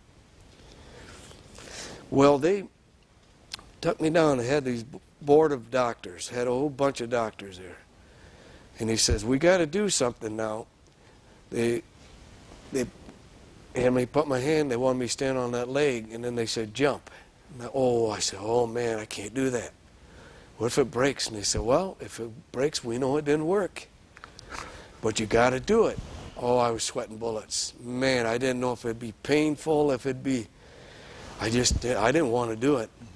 They kept saying, oh, you got to do it. So I jumped up a little bit, and they said, oh, you got to jump a little higher than that. And so I eventually did, and it didn't hurt. And so that was that. Well, when it come time to get out, first of all, this officer comes in. He's a re-enlistment officer. They have to give everybody a re-enlistment speech, and they tell you how good Army and how much money they'll give you if you re-enlist and doing all that. Well, mine was a little bit different. At that time, now I guess if you've got a horrific wound like that, they can just toss you out of the Army. I mean, it's not tossing out, but they let you go. Yeah. Back then, I was in charge. I mean, so he said, we would like you to get out.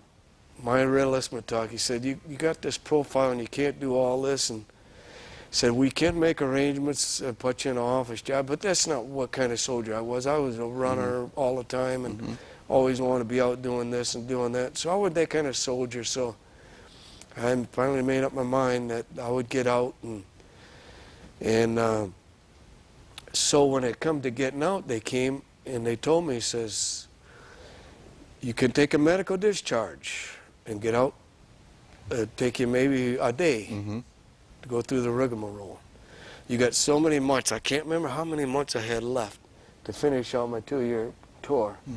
But they said, you can stay in and finish this out, and we'll ship out to this place where you won't have much to do. It'll just be, and I think it was to try to make myself feel better about leaving everybody. And I said, well, I'll finish out my tour. And they shipped me to this little post.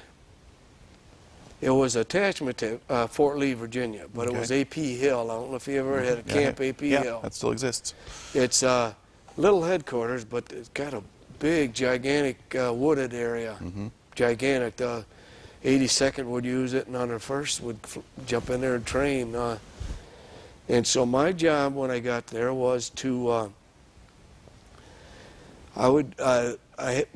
they got me a deuce and a half license, and I would take these guys out and put them up in a ambush like we'd use in Vietnam, L-shaped ambush, and put them up in there and kind of show them what to do. And then I would go back in and watch television and set the PX for all day till I got a call to come out and get them. That's all I did. I didn't have to stand guard duty. I didn't have to stand anything. Matter of fact, every now and then they would slip up and my name would be on guard duty list. Well, I'd start out the back of my barracks to go over to the headquarters, and they would see me coming. They'd holler out, "Don't worry, we caught it," but you know. And so I was the only one that could be in my bunk when they come in to inspect the barracks. They didn't mess with me. They just let me go. But, you know, there was a bad part to that, too. They only had so many barracks. They had tents for the other people. Well, I came in and knew, and they had this barracks was full. Well, they tossed this kid out because I'd come from Vietnam and was in the war and then come and put me in the barracks and tossed him out. I felt bad about that. I don't know. I wasn't any better than what he was. I mean, they just said, "Oh no, we got you a bed," and I didn't know they were tossing somebody out till I seen them leaving when I was going in. Yeah, strange business. Okay, so when do you actually get out of the Army? I got out of the Army. I get to the end of my thing. I had to take 2 trips up to Fort Lee. That's where their main headquarters, and I had to process out and go through a rigmarole processing out, and then when I got through that second process, it was kind of weird. You know, I'd had my stuff packed up, and my friend from Muskegon, he came down. He had a brand new Chevy 409 convertible he had just bought. He drove down. Geez, I walked out, put my my duffel bag in his trunk. I thought, this is weird. Can I just leave? I mean, Yeah. you know, I've been under this structure for so long, can I just leave and walk out? And they said, you're done. Mm-hmm. So I just walked out, and we're both big baseball fans, so the Tigers were playing, and although I'm not a Tiger fan, I'm from being raised in St. Louis, I was a St. Louis Cardinal baseball fan, still am. But the Tigers were playing in Washington, D.C. So we just drove up to Washington and went to the Tiger game that night on the way home. And he drove me home. All right. Now, once you got back home, did you go to work, go to school? What'd you do? Well, it was funny. You know, I can remember back from things that my dad had said and from watching television about after World War II, about parades, and about these soldiers putting their medals on and getting to march in their hometowns and whatever. Well, when I got out of the service, what they told me was, get out of uniform. Don't tell anybody you served. Don't tell anybody you were in Vietnam. And I thought to myself, this is not what I expected. I got these medals. Not that I was a hero, but I got these medals, and I show people how much I care for this country. And you know, and they said, get out of uniform, don't tell nobody. So I came home, you know, and I saw a friend. So what you been doing over the last? Well, you know, these friends of mine took me to a bar. And at another table there at the bar, there was two couples, two guys and two girls. So these friends were buying me drinks. So they sent me over a drink, and I turned around and said, thank you. And they said, was it your birthday? And they said, no. I stopped, and I didn't say anything. They said, no, he's back from Vietnam. And they said, first words out of their mouth, well, how about the napalm you dropped on women and children? And I said, oh, let's get out of here. You know, you couldn't even talk to the people. They didn't. Being in the service was terrible to the people back then. And it was all from the war protests. Today, you know, if I had anything to tell today's college students, your class, when you've got soldiers in combat, in a combat zone, whether you're against the war or not, don't get out in the street and protest. Protest by writing your congressman and senator. After the war's over, then hit the streets all you want to. But we had this guy, I know his last name was Allsworth or something like that. He wasn't even an infantry soldier, but he wanted to get in the infantry, and finally they obliged him. They sent him down. And then I found out why he wanted to come down there. He had this death wish. We sat down and talked one night, and he says, you know, they're trying to kill us here. They hate us back home. There's just nobody that cares about you. So he started volunteering. He volunteered at Walk Point. He volunteered to be a tunnel rat. He just volunteered at night ambushes. He volunteered. He got killed. He got killed. I think he just lost all regards, lost his will to fight, and it was from the war protest back here in the States.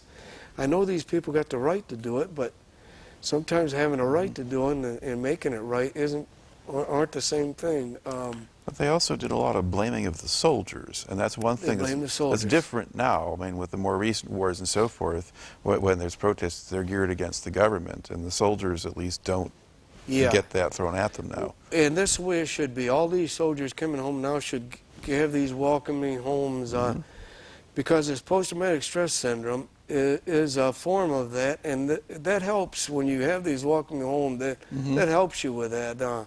So give them. They deserve all this stuff and give it to them. And that should be for every soldier to come home from every war from now on, whether you like the war or not. And also for you people who protest, also know this, that for those who protest the Vietnam War, they knew nothing about the Vietnam War.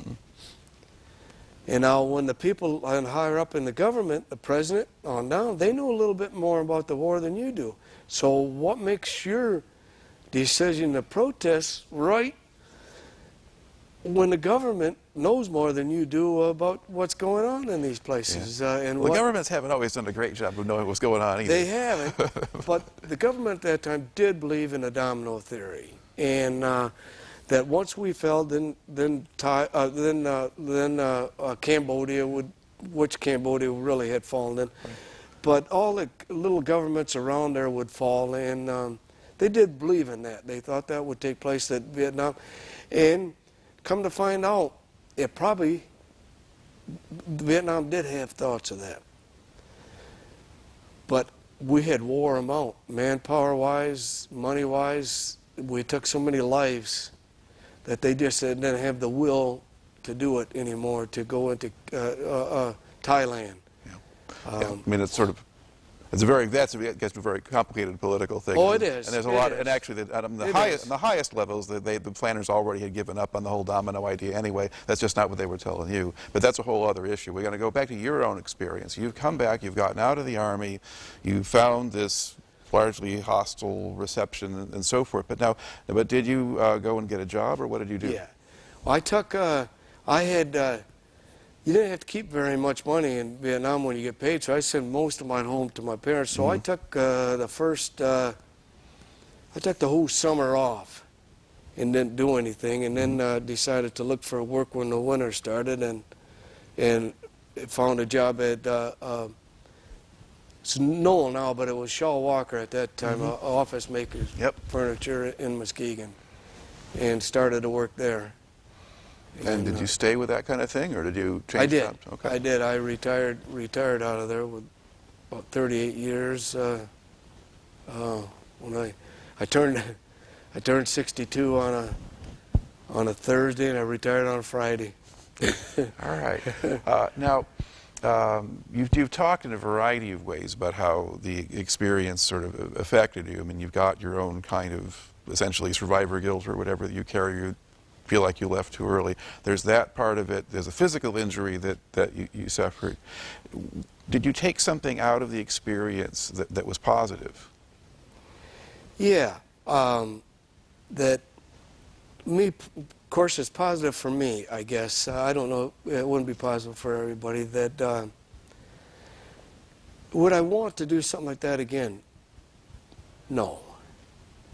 But if my government called me to go do it again, I'd be there in a minute. When 9/11 happened, I called down to the recruiter, but he told me they didn't have a generic army anymore. So it was just willing to, the way the war in Vietnam ended, and we didn't get beat. Don't let anybody, we left. We left. We won all the major battles, and if the government would have let the officers run the war, we'd have won the war. But sometimes when you go to war like that, they give you the greatest weapons in the world. And then they say, well, you can't shoot over there. Could be innocent civilian. You can't shoot over. You're standing there with great weapons, but you can't do anything with them. It's kind of what the civilian part of our government does, because a lot of them hadn't been to war and don't understand war. To me, if you go to war and you send people off to be killed, go in it to win it. Don't go in it to just hold a line, because I remember chasing, I think it was a 22nd North Vietnamese regiment to the Cambodian border, and they crossed the river, started shooting back at us, and we asked permission to fire, and we couldn't. They moved us back so they couldn't hit us. We couldn't fire across the border. Well, to me, that's not war. That's putting you out there to lose your life with no... You can't win a war by doing that. They could have stayed over there in Cambodia until you could, your money ran out and you have to go home, then invade then. I mean... Essentially what they did. That's exactly what they did. Wow. What they did. Now, but then I hit it at a time where, especially in the Central Highlands North, the North Vietnamese was taking over the battle from the Viet Cong. And Viet Cong, I think after Tet, which Tet was after me, Yeah. but after Tet, they didn't exist anymore. But the North Vietnamese were taking over, so I never ran into any Viet Cong. It was Yeah. all North Vietnamese, regular army, well-trained army and well-equipped. I don't know how, but by carrying everything, and I don't know how you equip an army by Well, doing it was that. mostly small arms and stuff that you could carry. They weren't using really a lot of big, heavy artillery They did at that have point. tanks towards the end there. Yeah. I never did see any. Matter of fact, I never saw a tank. And well, I take that back. We had this fire support base, and that we were leaving it. And now this is something that is really, to me, it's stupid too, but that's the way the Army is. We were leaving, and the 25th was coming in, the 25th Infantry Yep. Division. So the sandbags that we had made, we had to cut them open and dump out. We had to destroy everything.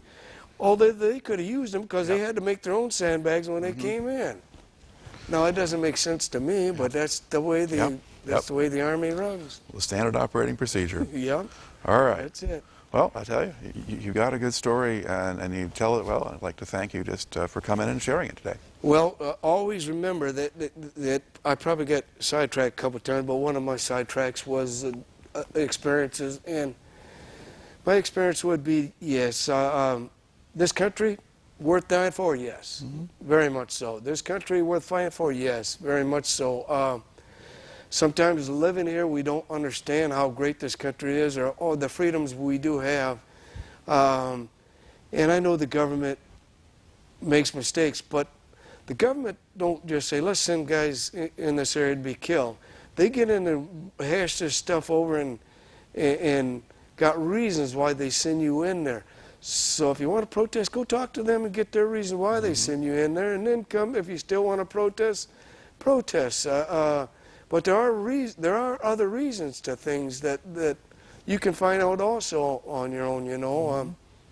The war went on a little bit longer than it should, with too many men being killed and injured, and it's got to cost a fortune to keep a war like that going, which was hurting American people too. And so towards the end, I still don't think it's right to protest in the streets. It's legal, but I don't care how far away in a service in a combat zone you hear about it. And we got the Stars and Stripes, which was a paper, and they showed it in the Stars and Stripes. And something else, if you've got a little bit of time, something about the draft too. They did away with the draft now. And the draft to me is a good thing. There were some excellent soldiers that were drafted that fought in Vietnam. Now, when they would talk to them on the television, a soldier will tell you how crappy things are. It's just like when you work in a job. Yeah. Well, that and the editors would pick which people to run too. You're exactly right. And they would complain. In a job you complain, but you're sure glad you got a job and you're working there.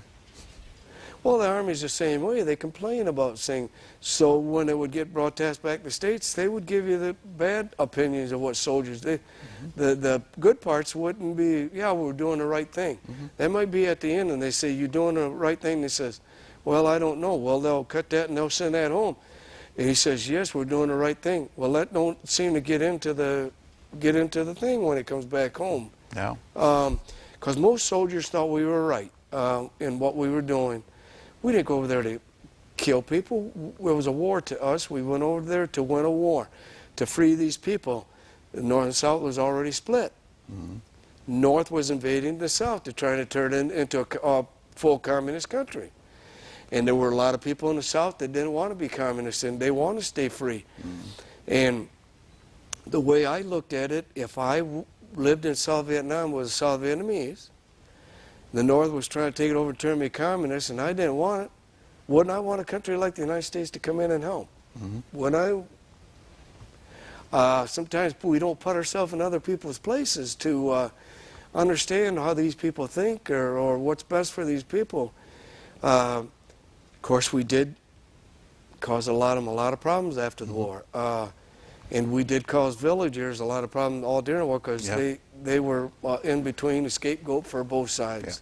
But no, this country is willing to lose your life for, and I still would say, if I had to die early and not die of old age, or I would want to die in combat. Not that I'm brave, it's just that I'd be doing something for my country, dying for my country, rather than a car accident or something like that. So don't be afraid of the military.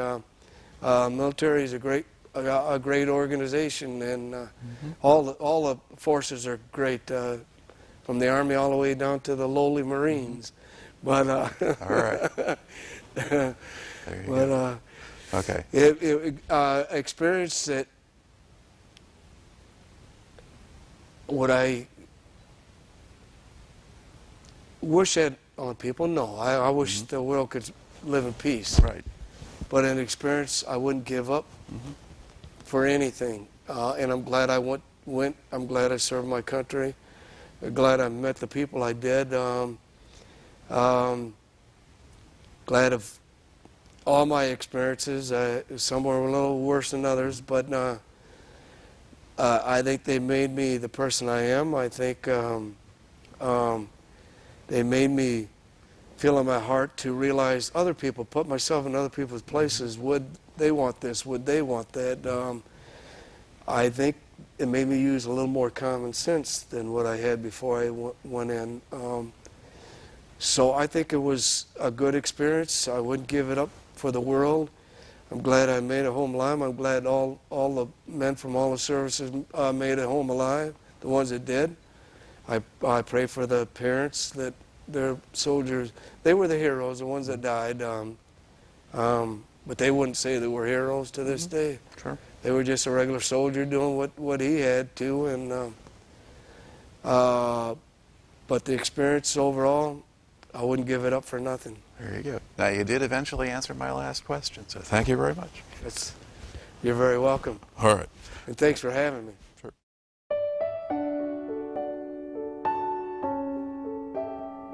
I never seen such desolation. I think we drove for a mile and there wasn't a building hardly standing. Nobody knew what was going on. They called the situation fluid, but fluid means that nobody knew anything. It was different. If I had done something else, I don't know what I would have done.